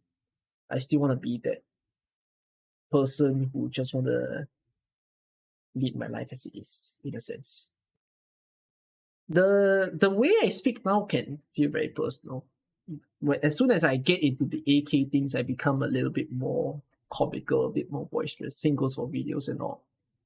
Yeah, but I think one of the things that I find very intriguing is the fact that the way I behave on camera and the way I behave out of camera is kind of a bit of a separate realm. Once I'm here on the camera, the thing that I tell myself is it's time to entertain. That is my job. That is what I'm here for. The role model that I stated just now, that Korean host, which is there was a recent news that popped up, and it stated that he did the MBTI test, the 16 personalities test. So being the nation's greatest host, being someone who participates in like 5 variety shows as the main speaker of the show, one would think that he's an extrovert because he's so good, so vocal as a person. But it turns out when he took the MBTI test, he was extremely introverted. And when I saw the article, I was like, that is not expected. An entertainer being, an I. But I think to myself for a bit, and then I kind of understood that it's more of his working nature, that he, even though he's introverted nature, but he doesn't let that sort of trait of him get in the way of his work. If his job is to entertain, he ensures that he performs it well. And I think that is the same thing that I say to myself. I am going to make sure that when you all are here with me on stream, I make sure you have a good time. When I say it's time to end the stream and I say goodbye to you guys, I need that sort of it's not something I need people to say. It's just in me that, I feel like if I was sitting here watching me, I benefited. It was a good, well spent time. And it's the same idea for my video. I always want to make sure that when people step out of the video, they spend those minutes watching precious amount of time to say that it was all done well. So yeah. You think you're going to sleep, don't want to break down again. Oh my goodness, I hope you'll be okay. But good night to you. Fun fact, most CEOs are actually introverted. That will be the case. Yeah. That is a common trend. Reminding everyone, well, it's good to consider past actions. You need to leave behind bad feelings. There's no point holding on to those. You're right. Your mom was furious at her to the point that she moved to another school because she doesn't want to know that you have vision blurred. Wait, what? Oh, I can't really ask Newers for elaboration. Okay. I connected your words. Apparently, your teacher was being unfair towards the way that she punished you. That is not good at all. Right? You were in the same boat. Your laptop was crap for gaming. Your friends had high-end PC. They would jump to new games when they came out, or you had to wait till Christmas or birthday. Yeah, that's a surprisingly good mindset to have for when creating content. Is this guy called? Is one of you messaged me recently? Are you here on the stream? You might not be. Let me see. This person's name is X. Are you on stream, X? Where are you? You're online on Discord, that is. Because I received a question as to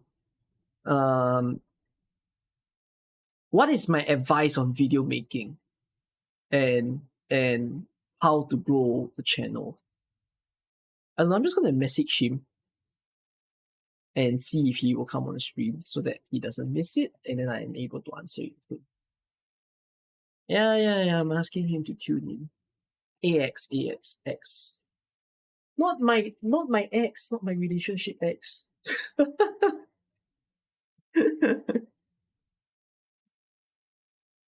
But yes, I have very strong mindsets when it comes to the videos that I make.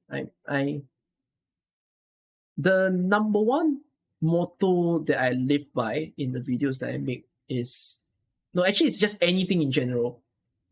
Don't waste people's time. I think that's a word that I live by. I apply it to everything. It's even the idea of meeting people in real life. If you're meeting people, make sure that it's going to be a fruitful time. And do simple things that mix up the whole experience. When you go for a meal with your friends and all, put your damn phone away. All right? Your phone don't eat the food. You eat the food. You're there to talk to your friends, not your phone. I mean, you want to use a phone to show a video, you want to use a phone to share like a text or something. Yeah, sure. But if you go around and sit down there just to text to someone or scroll through Facebook when the person that you invited is right in front of you, then it's not good. Camps eat first. I get the idea of camps eat first. If you want to take a picture of the food that you eat, yeah, fine, go ahead. When that is done, you put that away. Don't get concerned by you've just put up a post and then you see the number of people who likes that post. Because it's basically time wasted. That's kind of what I'm trying to get to. When it's not time wasted just for yourself, it's also for the person who invited. Then even the same idea where if you make videos and you do streams, make every second count. You gotta really make sure, because we have 24 hours in our day, 8 hours is spent to sleep usually. You can put all the other 8 hours on other important stuff, and then most of us spend at least an hour mindlessly on our phones. So we either watch our Facebook, Twitter, Discord. What else do we use? Reddit, TikTok. Okay, TikTok is the worst culprit. Yeah. But we spend so much time on these things. Then if you are someone who's going to be a content creator, someone who makes videos to be in the pool of mindless things that people watch, then how do you make sure that the things that you say and you do on that screen, it's going to make people look at it, finish it, and say, wow, that was so worth it. Doesn't it get too stressful sometimes finding a way to make every second count? Well, it's not, how do I put it? It shouldn't be a hard and fast rule. I'm not saying that every second should be made to perfection to count. It's more like it's a mentality that you should have, that understand that viewers in a business concept is like a customer. When you buy clothes at a retail store, you're the customer. You want the shirt, the pants that you buy to be good for you, to be fitting for you, to make you look good. You want to be satisfied by it. And if you think of that customer logic into a viewer, it's the same thing. We want to be satisfied by it. We don't pay anything, but we pay our time. So it's when you understand that is the way you should go about making your videos. Although it doesn't apply to every creator. Some people don't really care about that. They just post anything that they want. But I find that is not the way to go if, let's say, you are someone who wants to grow as a creator. If you're looking to become like a meme maker, post random videos and then hope that one day your YouTube just bursts open, you can do that, but it's not going to be very meaningful. You see so many of the meme channels, like the people who are the first source of posting a meme. Yeah, they can have that one video that has, say, 20 million views, 50 million views. But then all of a sudden, if you click on their YouTube profile and you look at every other video that they post, it's in like 100 views? 10 views? That's not how it's supposed to work. You should make if you want to do content creation, you should make it a purposeful thing. Something with a goal in mind, so that's that. I don't get too stressed if I were to answer you on that. Yes. Hi, SHL. Sorry, it's X here. I saw that X, you've written that you are here. I may as well just put one more topic before I close the stream, per se, where the topic that I could answer is with regards to content creation, whether it's YouTube, Twitch, or even a place that I'm not involved in. Did you miss? It's a belated birthday. It's 2 days ago, probably. X, if you have specific questions, you could ask ahead. Or if any of you have specific questions, please ask ahead. I definitely learned a lot through my entire time. I mean, this whole idea of wasting time thing, it's not something that I understood before I started streaming and YouTubing. It's really something that I figure over time.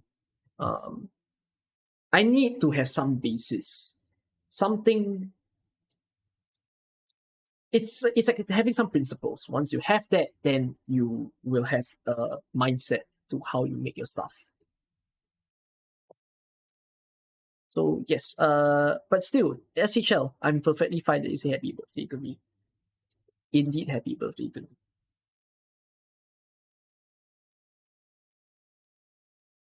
Someone already asked what do I think about the content creator program.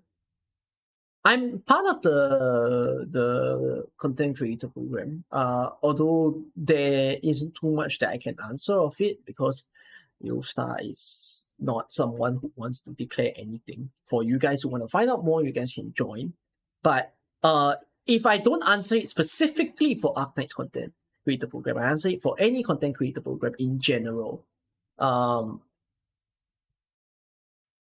The supposed goal of content creator program is to help people to be one is it encourages people to produce content more for that said organization, and the second thing is that uh, if the organization is serious about it, it's supposed to be a way to help to promote their stuff more. Although, in the case of AK, it's very new, so they're still exploring things all around. But if you look at Genshin, that's what they do, right? You know, the whole Wings program and whatever. Uh, it's a very, how do I put it though? I cannot fully put whether it's a more good or more bad thing, because in fact, content creator programs are quite recent if you think about it. Not a lot of games have done it, and even if games have done it, I won't say that a year or two's run is a good enough time to determine whether a program is good or not. Yeah. What if we were to waste time together? Sounds great. Let's call getting drunk. I love that. I love that a lot, Ryuki. Was there a feeling of doubt or want to give up at the start of my content creator journey? Yes. There's always a feeling of wanting to give up. I feel that every single day.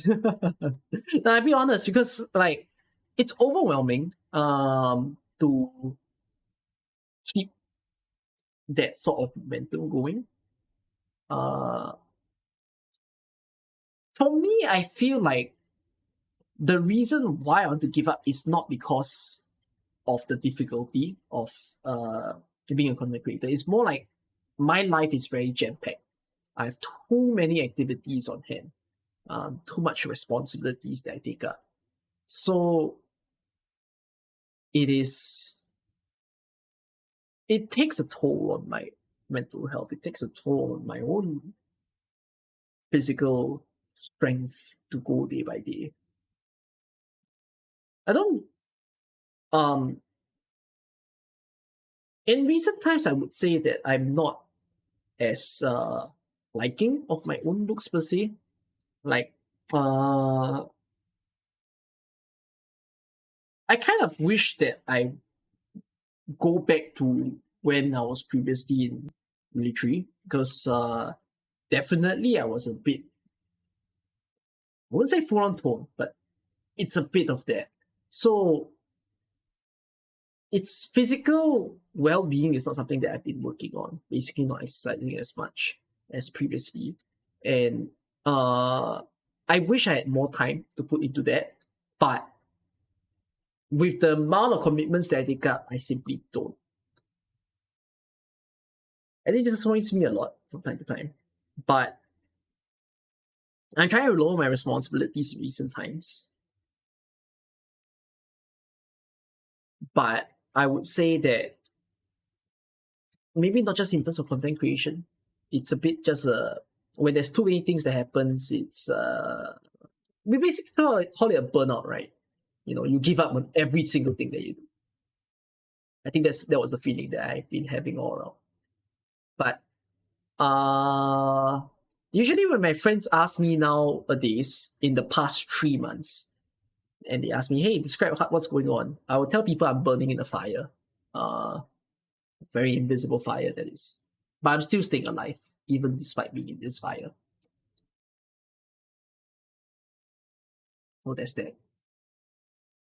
But for those of you who, feel like I just realized I may not have been specific to your question, because you asked at the start of my content creator journey. No, I did not want to give up. At the start of my content creator journey, I was more curious than stressed. I was curious because for those of you who heard my story, you all remember when I said that, when I did content creation, I had 0 viewers. Right? And that's how everyone starts, being a Twitch streamer and all. So I didn't let the 0 affect me. Moreover, the 0 was something that motivated me, where because of that, right, I started to ask myself, it's pointless to stream to no one. Really, really. Because if that's the case, you are just putting your game there and there's 0 audience. Basically, you can just play the game on your own. So that 0 was the thing that made me think more as to I don't want this to be zero. I want people to watch me. How should I make people watch me? And that was the part that made me started to, watch some videos, think about myself, about, what could I do different to make people want to watch me. And yeah, I would say that the start was not a giving up phase.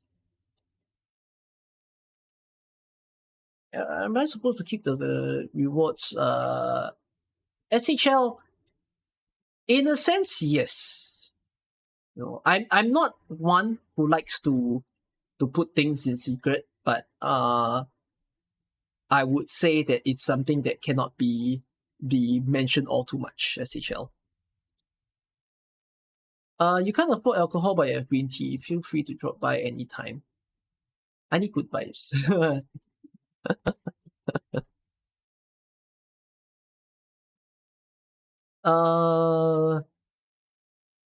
Bandwaves concentration. How is living in Asia? You're thinking of going back after uni. I'm a bit confused how to answer the question. Because I'm living fine, if that's how I answer it, but I don't know how to be more elaborate about it. It's 2 a.m. It's 2 a.m. here. The question, how do you deal with not having much content or not having video ideas? Every time you have a video idea, there's always someone else who did it. Oh,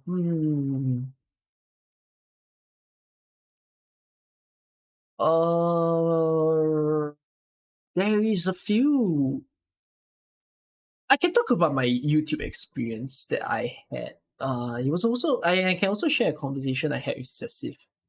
So when I first started YouTube, I wanted to be a bit more different per se. I wanted to introduce Arknight's content that other people didn't make.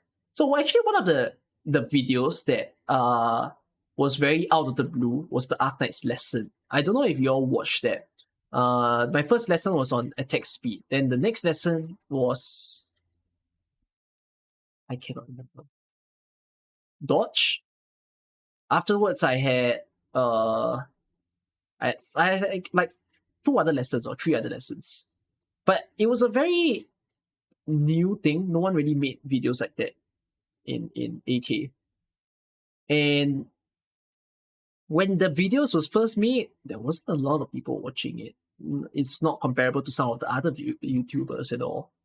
So I wasn't really happy with my own YouTube growth. Then I thought it could be better since my Twitch was doing well. I started YouTube much later than Twitch. So from there, I started to then think, what should I be doing? Because I want to be seen on YouTube. That's like the goal. If you're on social media, you want to be seen. And I think one of the ways that I started to think about is, instead of going against the trend, it may be better if you stay with the trend. Because in order to be different, you have to become a trendsetter yourself. Meaning to say, you must have some traction, you must have some base in order to make a video that, even though no one has made this before, people will watch. Now, if I made the limited video, my limited series where I was talking about the limited operators and their problem. If I made my limited video when I first had 1,000 subscribers, it will not be watched by probably anyone, I would probably say. It is only after there's a certain amount of following that I would say that then a lot of people would then say, hey, I know you from this video. And even though you're making a video that I don't normally see, I'm interested by this. So what I mean by follow the trend is that in the past, I did event overviews. So a lot of people make event overviews if you think about it. But the thing is, it's not about making the same content as someone else or covering the same content as someone else. Do not confuse it in a sense. Now, let me give you this picture. News outlets, right? News outlets always shares the same news. For instance, Malaysia has a flash flood. So there can be like 10 news channels reporting on the same damn incident. But if you think about it, people have a preference to news channel, right? Like, some people will say, I prefer to watch channel 4. I prefer to watch channel EN. I don't know the channel names nowadays. But people have their preferences. And why do people have their preferences? Because some people say, the way that this announcer said it, I prefer that way of speaking. Or this person was more entertaining in the way they present their news. So if you relate the idea of news outlets, when news outlets will always be presenting the same thing. But it's the same idea when it comes to videos. It's fine if you talk about the same thing. It's how you talk about it. The way you present the info is how you set yourself apart from someone else. It's not about being different. Okay, it's about being different, but it's more like you can be different while being the same. I don't know if you got my point. Who was the one that asked the question? I missed it. who asked that? I'm suddenly trying to find the question.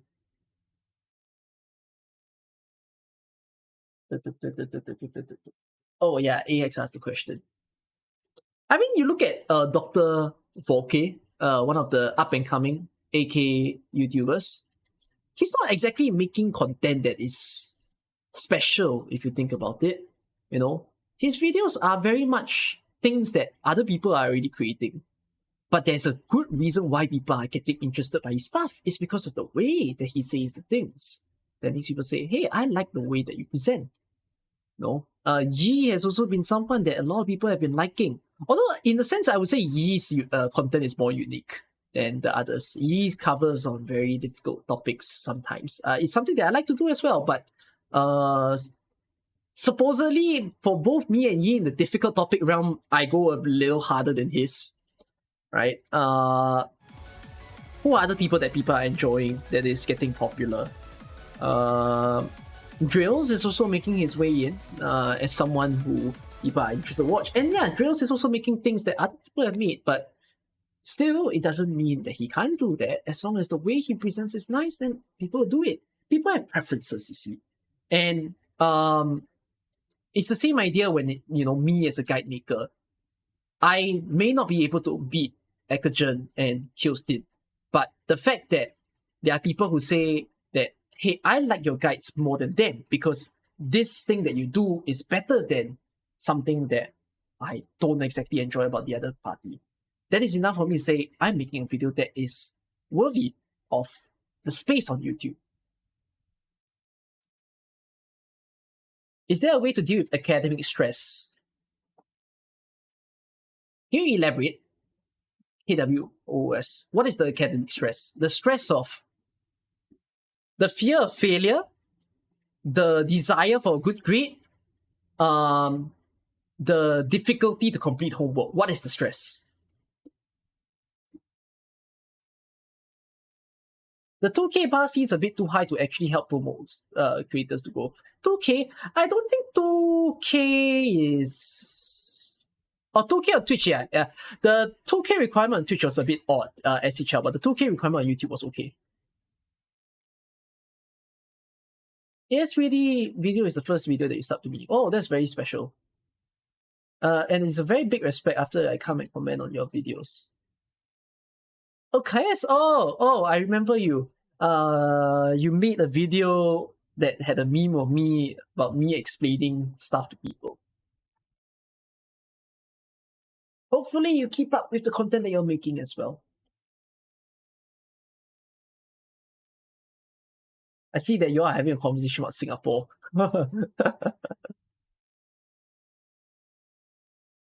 I think as much as content is important, it's more the creator's personality. Yes, maybe.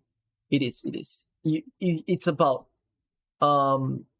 really figuring out how to appeal to people. I mean, if you want to learn essay writing in your school, it's not always about what you say, it's how you say. Right? Because in essays, we will also write the same thing as someone else. If we receive a question and there's 1,000 students, there's no saying that 10 students wouldn't write about the same damn thing. But there's a reason why certain students score a higher grade for the same idea that's written compared to someone else. Thank you very much. Happy birthday. Oh, thank you for saying happy birthday. Yeah, good grades due to your parents. I mean, I'm really thinking about the idea of being academically stressed at a young age. It's inevitable. Homework will stress you, academics will stress you, but the idea of managing it is number one, do not make yourself more stressed than you already are, which by doing that is to finish your work early. Don't be me, don't procrastinate. But even if you're a procrastinator, then be a good procrastinator, meaning make sure your work is done, because it is more stressful to not have your work done and then you go to school.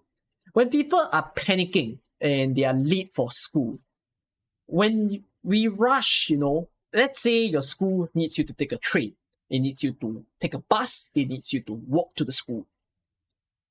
Once you get to the train station, and if you're someone who's running late, you start to panic. You start to look at the time of the train arrival and you're like, shit, this thing is taking 3 minutes. There's 3 minutes that could have been cut short if for me to be dashing to my school. You take the bus, then you realize the bus just reaches the bus stop. But you miss the bus and the bus just misses you off. You need to wait for the next one. And then you just go screaming like crap. Then you board the bus and you start cursing at every single red light that it stops at. I don't know if y'all get me, because that's how I felt when I was late for my school. These kind of things are just additional stress. You start to notice these things and it starts to freak your brain. So, one of the things that I would say is try to lower that instance of putting yourself in that pain by making it easy. I found a way to positively reinforce procrastinating in a way. and like, simply to put, one is do your work, and the other thing is to always understand that your work should be a work in progress. You're not a saint. You're not supposed to suddenly explode and become the best student. There's a thing that my company that I currently work in teaches me, and I thought it's a good mindset. Imagine telling yourself to, let's say we all have a point, all right? Everyone here has a point system. I sound like I'm talking about social credit. It's not that way, okay? But our points in terms of how good we are feeling in terms of the skills we have and everything. So let's put a benchmark that we're at 100. If you tell yourself that every day you will work to be 1% better than yesterday. Percent, yeah? It's not 1 point, 1%. When you do that every single day, that you make sure that you are 1% better than the previous, the math works in a way where you're not looking at a straight line growth, we're talking about an exponential growth. Because 1% of 100 is 101. 1% of 101 is not 102. It's like 101.2 or something, 102.2 or something, I can't remember. It compounds, yes. It gets bigger and bigger and bigger. If you have that mindset where you're always just 1% bigger, you don't even think about 1%. Okay? How about being 0.1% better than the previous day? Is it too much? 0.01%. So what is the meaning of doing 0.01%? It can be as simple as telling yourself, getting to school just a minute earlier than usual. You can be telling yourself to ensure that, you don't eat your 3 meals, but today is a day that you want to take care of yourself and you have breakfast for yourself. It's that sort of thought. With that little effort, you make sure that you work. When you do that, then you will see yourself becoming better and better every single day. And it's the same idea for homework. You don't tell yourself that suddenly you want to be bam all the way. Just work for an incremental growth. Of course, there's a whole idea where, oh, what if my paper was 50, then the next paper I got 100? Yeah, sure, that can happen, but it doesn't, how do I put it? The goal that you set is incremental, but the results doesn't have to be incremental. In a sense where you just always set that line that you want to cross to push it up, in a sense. So if, for instance, you say, I want to score 50 marks today, then you score 70, yeah, sure, you way overly exceed it. It doesn't mean the next time you tell yourself, I want to score 71. You can just say, if I'm really aspiring for the incremental growth, if you can say 51, but if you think 51 is too low, then, just tell yourself, okay, I want to be higher than 55. And you see, can you maintain that? Can you go higher than 55? Because always set realistic goals for yourself, in a sense. That is how to manage. Although I will admit that my younger years, I'm not very good at handling my homework. That is. Engineering homework was stressful, but you somehow managed. Was starting it as soon as it was assigned, so you had questions, you ask your prof in the office hours. Oh, I like doing my homework in class nowadays. That's a habit that I have. Yeah, I do my homework in class. You ask your professor during office hours or bring it up to class. Also, working with classmates help you a lot. You can ask each other questions and help each other when you got stuck. You think the problem in school is too often rewarding you for procrastinating? How does school reward you for procrastinating? That confuses me.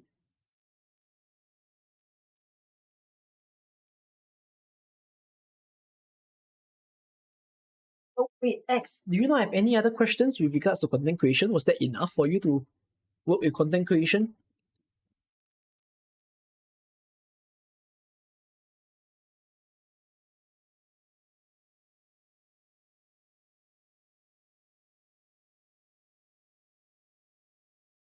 Finally hydrated. You like date school, it's coming. What is a date school? Oh, you mean like when there's no one in school? Oh, you're not wrong. How to balance content creation in school? Have enough motivation for the two.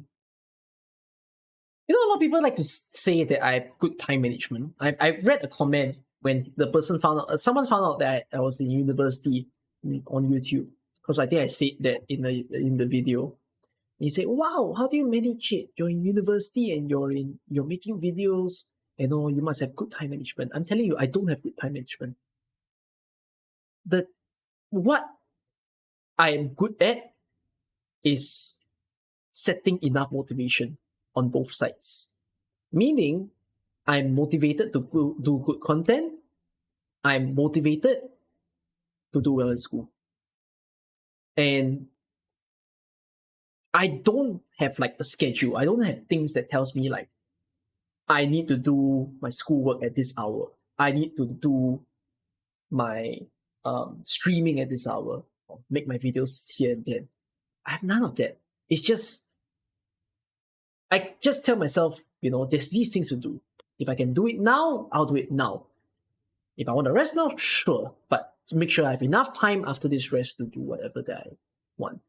So it's a bit of an on the ball thing, but not everyone will be as able to do that. Although I will say that motivation is definitely a strong factor to help you to balance things out. I tried doing a schedule, but it didn't really work out for me. In a sense, you don't really have any more. You think I? Oh, sure thing. Good time management is relative. It is definitely relative because some people will say the ability to do two things or three things at once is already good time management because they are unable to do that. You think I'm looking for the terms of clear goals? No, one can have clear goals, but they simply do nothing for the goals. SHL, which is why motivation is very important. What content to make besides stage guides and memes? But you're happy that you get most amount of subs from your newest memes. We get more memes that you get. Yeah, it's good. It's good if you have that sort of goal. Um, you set the direction as to where you want your channel to be. Yeah. Even my own YouTube, the way that I'm shaping it is going to change this year. The kind of content that I make and all. Um, I will say that this year is quite a push for me on the YouTube platform because the last year when I first began my YouTube, I set an end goal actually. So this is what we call a stretch goal. Setting a stretch goal is basically giving yourself a number that looks impossible, but you are going to consider it as is possible, just pretty darn hard of a number to reach. So it's like if you're in a business, you tell yourself you want to make $1 million in revenue, that kind of thing. And then when your company is like a small company. So as someone who had like 0 subscribers, actually, I actually told myself that by the end of 2021, I wanted to get 10,000 subscribers. I was very surprised because usually when you make a stretch goal, you may not hit it. You could overly exceed it, you could exceed it, or at most you could score like 60 to 70% of it. Because by shooting for the stars, in a sense, you may not reach the star, but it could help you reach the moon. That's the idea. You can set short-sighted goals in a sense. Like you can set, not short-sighted, sorry, short-term goals, but it is also good to set that roadmap. Because if you keep doing things only in the moment, then you won't immediately have that thinking, like, oh, I just reached this.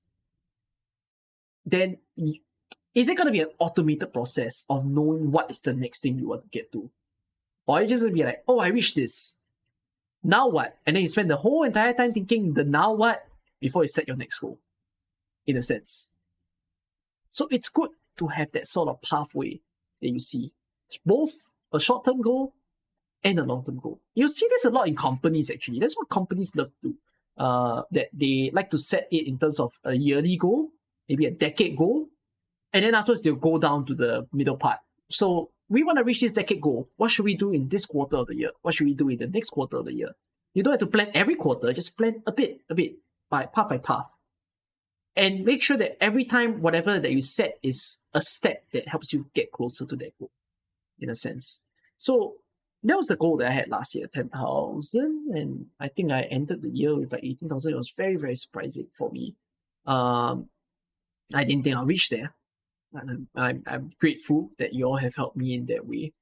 And this year, then, I set myself in the bigger sight.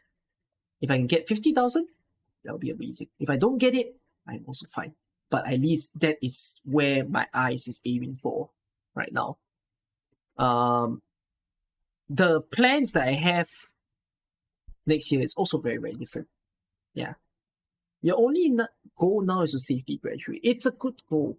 As long as it's enough to drive you to do things every single day, it's more than enough. For me, as a person, I'm sadly terribly very ambitious. So I do have multiple goals in my head. But I do not advise anyone to lead my life because you'll be tired. Very tired if you want to be in my shoes.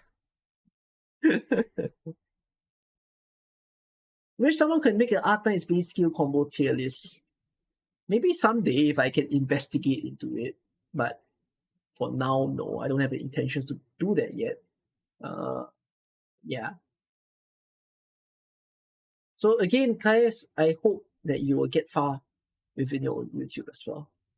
If you all want to, please follow Kaius on his own YouTube. You guys can probably search for his name. Kaius R, I believe. Yeah. Anyways, I don't think there's all too much that I have to add on. I hope that you're... What? That's a surprising question. Viper, what brings you here? What would you be spending my time on at this point in my life if I never began YouTube or Twitch?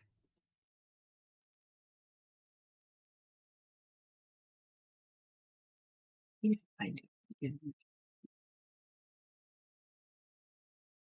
I'm gonna answer in two ways, by the way. Viper. So why do I say two ways? My life currently has certain circumstances. If I consider the current circumstance, the fact that I may be facing some financial struggles in my life.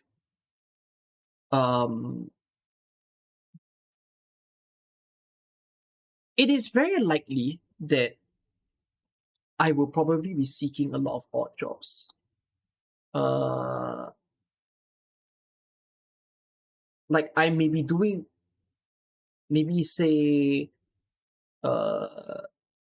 working at a rental company, and then afterwards doing a second job, to maybe say do like a tuition service or something. If I can find myself in the way of Fiverr, I would probably do that as well. Yeah. If my life don't have the current circumstances, however, I probably lead my life how I led it pre-COVID. So the way I led my life pre-COVID was, actually not to have all these things that I have right now. Like, COVID was the thing that motivated me to have a computer. Why? If I did not bought this PC, the money that would have been spent on this would have gone for a trip to Japan. Because I was planning to travel to Japan in 2019. I had a friend who invited me to follow her to Japan, along with her boyfriend as well. So it feels like I'm a light bulb, but I really didn't mind because they were both my good friends. So I was very, very eager, but COVID happened. And it's only because COVID happened that I still had that money, and that's when I put it into this, and that's when all the sudden, that was a scare again. Thank you for the follow. That was when all the chance, all the butterfly effect things happen. If I led my life in the pre-COVID sense, then it would mean that I'll probably be just someone who regularly meet my friends and all. Actually, I feel like streaming and YouTubing is me in a grander form. So what I mean by grander form is that in the past, right, the way that I handle my friend groups is I'm someone who's, the way that I speak to you all now is probably the way that I speak to some of my friends if we're in this state of mind that is like, if this is how we want to be speaking. I enjoy going out a lot for dinners, for lunches with people. And in the past, I can have a dinner with my friends from 6 p.m. and we'll stay at a place all the way till 1 a.m. Because I'm simply just someone who loves having conversations with people. I also love games a lot. I have a lot of original ideas that butts in my head. Remember I said the thing about I don't like to waste people's time and all, so I like to make time very fruitful. In the past, my mindset was don't waste people's time. My mindset is make time fruitful. So it sounds the same, but the how do I put it? Somehow there's also some differences in the way that I see it. So whenever I meet people, I also want to make sure that there's things to do. So I'll make it a habit to come up with thing and activity. So maybe say after we have our dinner, let's go to a place to eat. It's not a place to eat, a place to play. Maybe I can bring along a card game or board game. And I was kind of like this real creative guy. I like to even make my own games for people to play. In fact, I do that on Discord as well when I host this kind of mini events. I like to think of my own little idea that people don't have to do. So all these things that I did was in a smaller scale in my friend groups. 10 20 people. But I feel like the moment I came to stream and YouTube is when I start to think, hey, I was being an entertainment for my friends. Now, how do I expand that to tens of people, hundreds of people, um, to make them happy?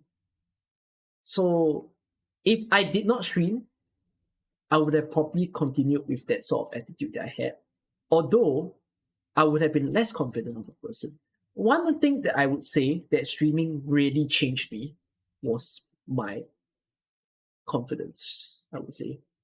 I tell quite a bit of my people when they ask me about my life story that 2019 was the lowest point in my life, but 2020 was the highest point in my life.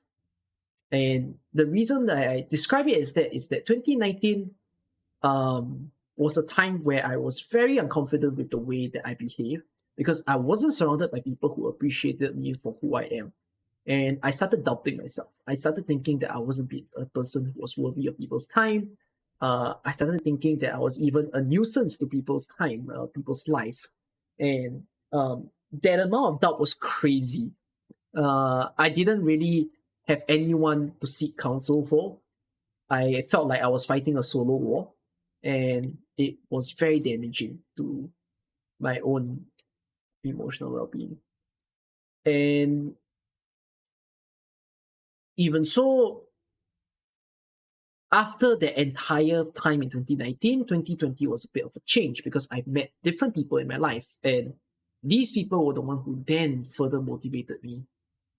And some of them also being the ones who, by chance, persuaded me to stream.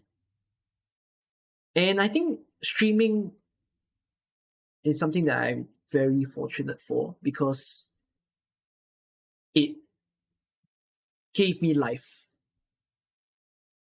Again, like I felt like I lost who I am for an entire year, but the moment I was here, and it feels like I was soul searching a bit, and I was finding myself back.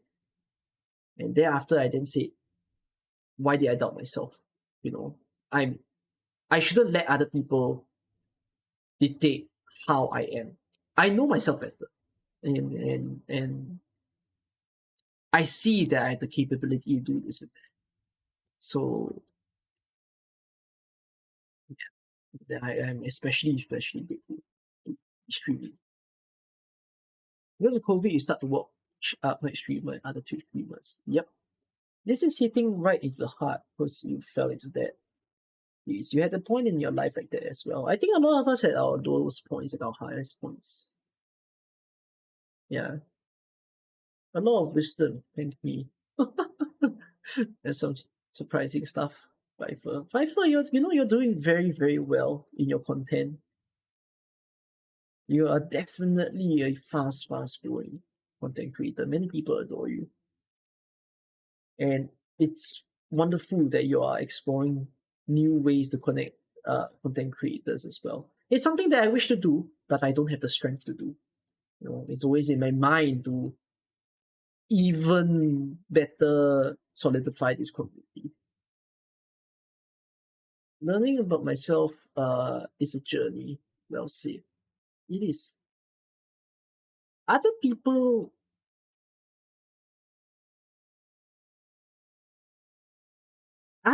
cannot decide who you are. Decide who you are. Of course, then people will then argue and they'll say, what? But what if people say opinions of me? And all that kind of thing. Yeah, sure, people will say opinions of you. But not all the time the opinions is exactly you as well. If you want yourself to be a certain way, then you shape yourself to be that. If you want to be someone who is a person who is creative, then you work your way to shape yourself to be that sort of creative person. If you feel like you're someone who's very good at persuasion, then you make yourself that. Sometimes maybe you are not exactly what you think you are, but we are always a work in progress. We're always working towards whatever that we be. But of course, everything that we do is in balance, which the other side of the spectrum is, however that you think yourself to be, don't be delusional. For example, don't delude yourself into thinking you are someone who people should respect when you have done nothing to gain people's respect. When you have COVID, you're taught it's dog shit. That's the darkest moment. Just staying in the room, feel sick, and watching Twitch to get past the stage. You're glad I persevered and I did a better place. Not many people have the ability or chance to do that, wishing me the best. I mean, at the same time, I also wish for everyone to also be able to find their way. I really put it as a form of, don't give up however that you are. I had too many times that I want to give up. Even now, I think that feeling of always wanting to give up is always there. It's easier to destroy something than to create something. I think I misread the quote. What is the quote exactly? Oh, hold up. It's here. I'm searching it up. To destroy is easier than to create. Oh, it's pretty much the same thing. Yeah. It's very easy to click delete account, but it's not as easy to create an account. I don't know if you all get what I mean. Because yeah, sure, you can create an account, just log into Facebook, bam, that's your account. More like, how do you create it in a way where people look at your account and find you as an interesting person? I can just destroy my YouTube channel now and just delete it. So giving up is so much more easy than to work hard. There's a lot of things that are much easier than to do the other thing. It's another concept that I like to tell people is that being good and evil is so much easier to be evil than to be good. If you're evil, everyone hates you, right? If you think about it, who the hell likes an evil person? A person that steals, a person that uh, uh, a person that steals, a person that kills someone, a person that cheats on someone. But then, if you're an evil person, you have the expectation. Yeah, everyone's gonna hate me. I already knew that that's gonna happen, so I don't have any pain. It's gonna happen to me. Therefore I do it because this is in my interest. I think this is worth it for me. But if you want to be a good person, it's really weird, right? If you're evil, everyone hates you. If you're good, not everyone likes you. Strange, isn't it?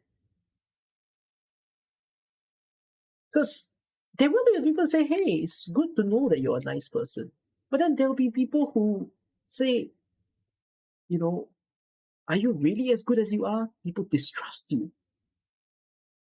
And then there'll be the people, oh, Kinde, thank you. There'll be the people who then say, are you really, is this goodness that you have true? And they start to get jealous about it.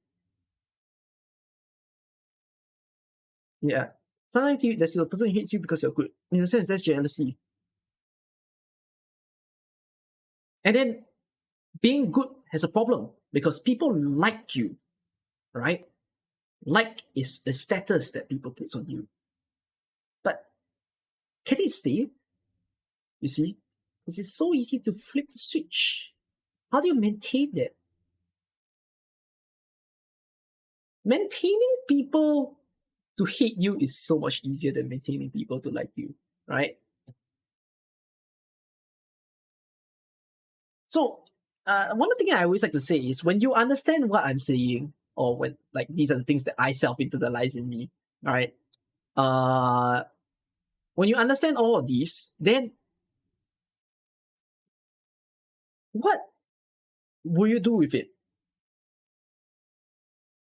For me, when I understood this, that good is not as easy as the evil side, then what I say to myself is, I'll take the challenge. I'll be the good person that I want to be. I don't lead my life easy. I'm comfortable to do things that may be a little bit tougher than it seems. I don't know about for the rest of you as to how you would see it. Because some of you may say, I'll take the easy path. And if there's any chance for me to do something that is of malice, I'll do it. Is it a bad thing? Not necessarily. That's just how we are. But however that it is, as long as you lead your life in a happy form, so be it. Although, to the best that you can, lead your life without making other people suffer. Because we're all trying to live our life here. So, in a way, lead it as far as possible without damaging someone else. Lesser artists borrow, great artists steal. I heard that phrase, although I'm not fully understanding of it. The perspective of having to please people feels very Eastern to you. I don't think it's abstract from the Western side of things. In the Western side of things, it happens in the corporate world. I feel.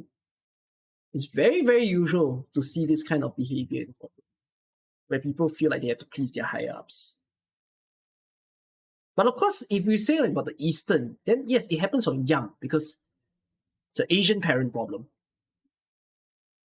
And it's literally every Asian. I don't even mean even the Chinese Asians, even the Indian Asians, even the Malay Asians.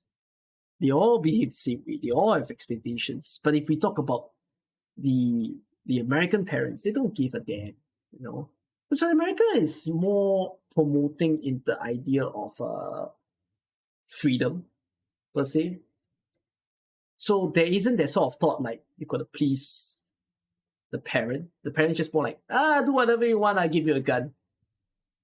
You just don't shoot me. That's about it.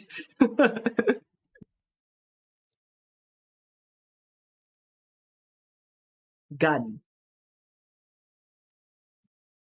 If you get people to actually like you, they'll take a perspective and try to understand. Probably the last few things that I'll mention before I put the screen down. You live in Canada and you can really see the difference. The difference of what, by the way, between Eastern and Western families? Oh, I get what you mean. Yes, there will be huge differences. One of the things that I'm also rather concerned of as I get bigger, I cannot tell myself that I can always. It sounds a bit wrong in the way I say it, and I'm not phrasing it right. But I was about to say something along the line of I can always live. It's a bit absurd for me to think I can always live an honest man. But what I mean by that is that at a certain point, right, if I happen to keep up with this trend of wanting to do Twitch and YouTube, and I set my goal to say, get as big as I can. Why don't I go as big as, say, 1 million subscribers? Be like Mr. Beast level, for all I know. If that happens, a lot of things will change. And I think one of the things that I am going to be very particular of is that if you are someone who is in a platform where you gain influence, because sadly, numbers is power in society. Numbers is what we call soft power.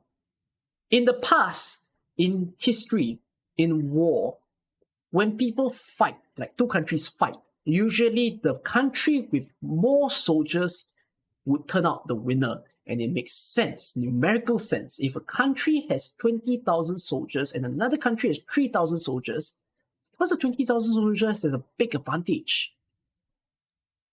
That in today's society, we don't see like wars in that sense, but we see it in a different form where we talk about online fame.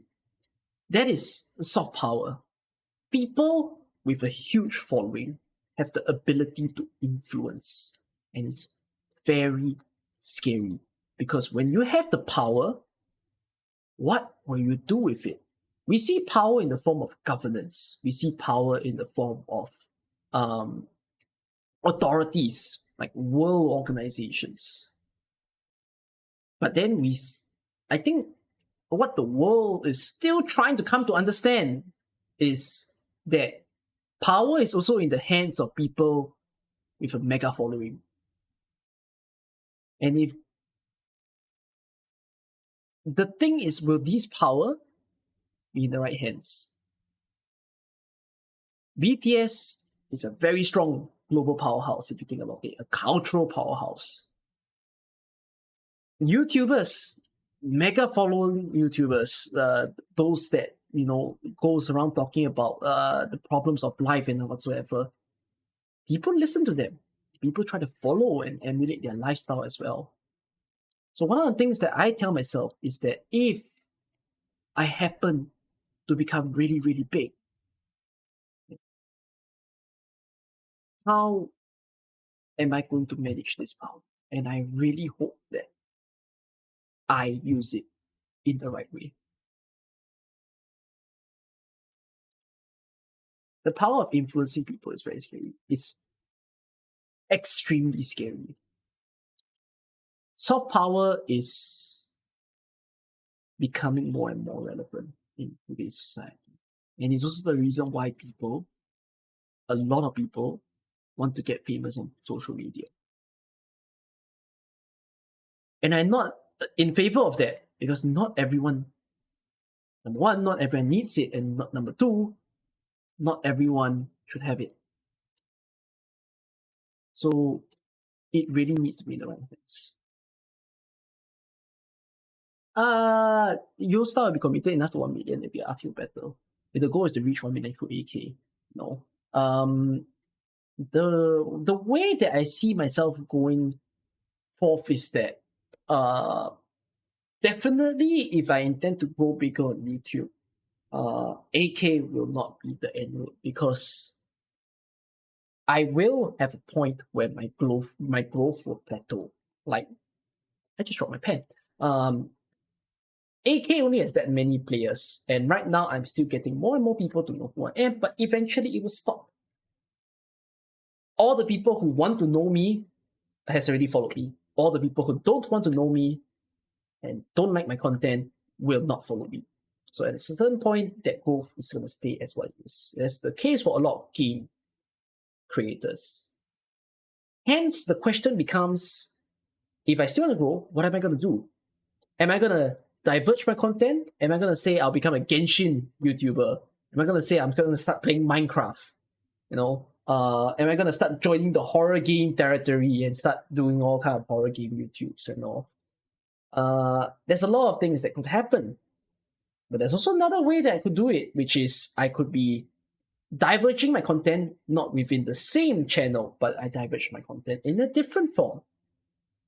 If I do that, then I will ensure that I keep the goal of the channel that I had to be an AK channel to be what it is, or I can take the second channel to be something else. It's a thing that I'm still in a thinking process. COVID? It's a thing that I'm still in the thinking process of. But not something that I would answer now. But definitely if I keep up with like holding this online presence, then I definitely have to think about it. Yeah, and honestly speaking, I would have to say, one of the final things that I had to put also is I did not expect to be streaming or YouTubing for as long as I am. Because when I first started streaming, it was so fun. And then, of course, I made my own investigation to figure out how to become bigger. I thought I was going to put a stop button to it, by the way, like a few months in. But then afterwards, I had a few loyal viewers. And I think as a person with a soft heart, I would have felt to stay with these viewers. So, oops, here I am. And I hope you are enjoying my presence as well. To be someone to be with you all. Right? My birthday stream name became okay. I mean, I fulfilled the second part of my stream title. It was live chatting.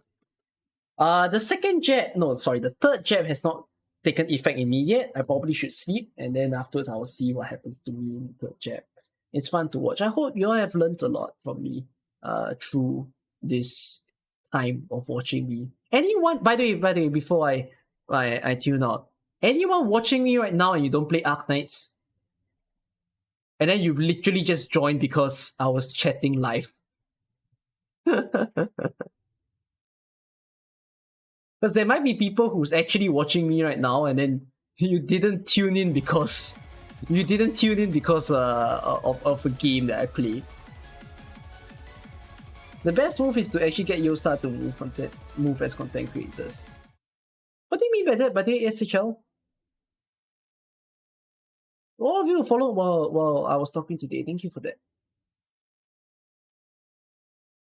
I suppose not. That there might not be people who don't know me for AK reasons. Alright. That should be enough chatting with you all. I hope you all enjoyed your time listening to me. It's a very special thing for me to do this once in a while.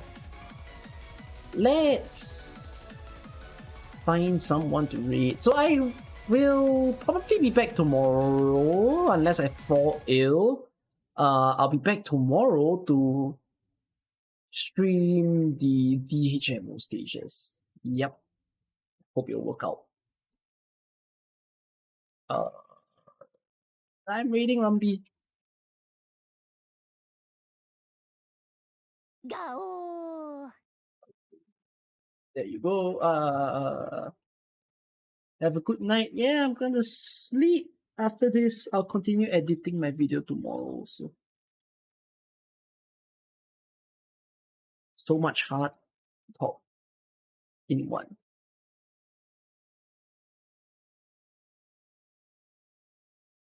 All right. I'll see all of you. Wherever the guys are, please have a good day or have a good night. From where I am, good night to everyone. Bye bye. That's right. 3, 2, 1.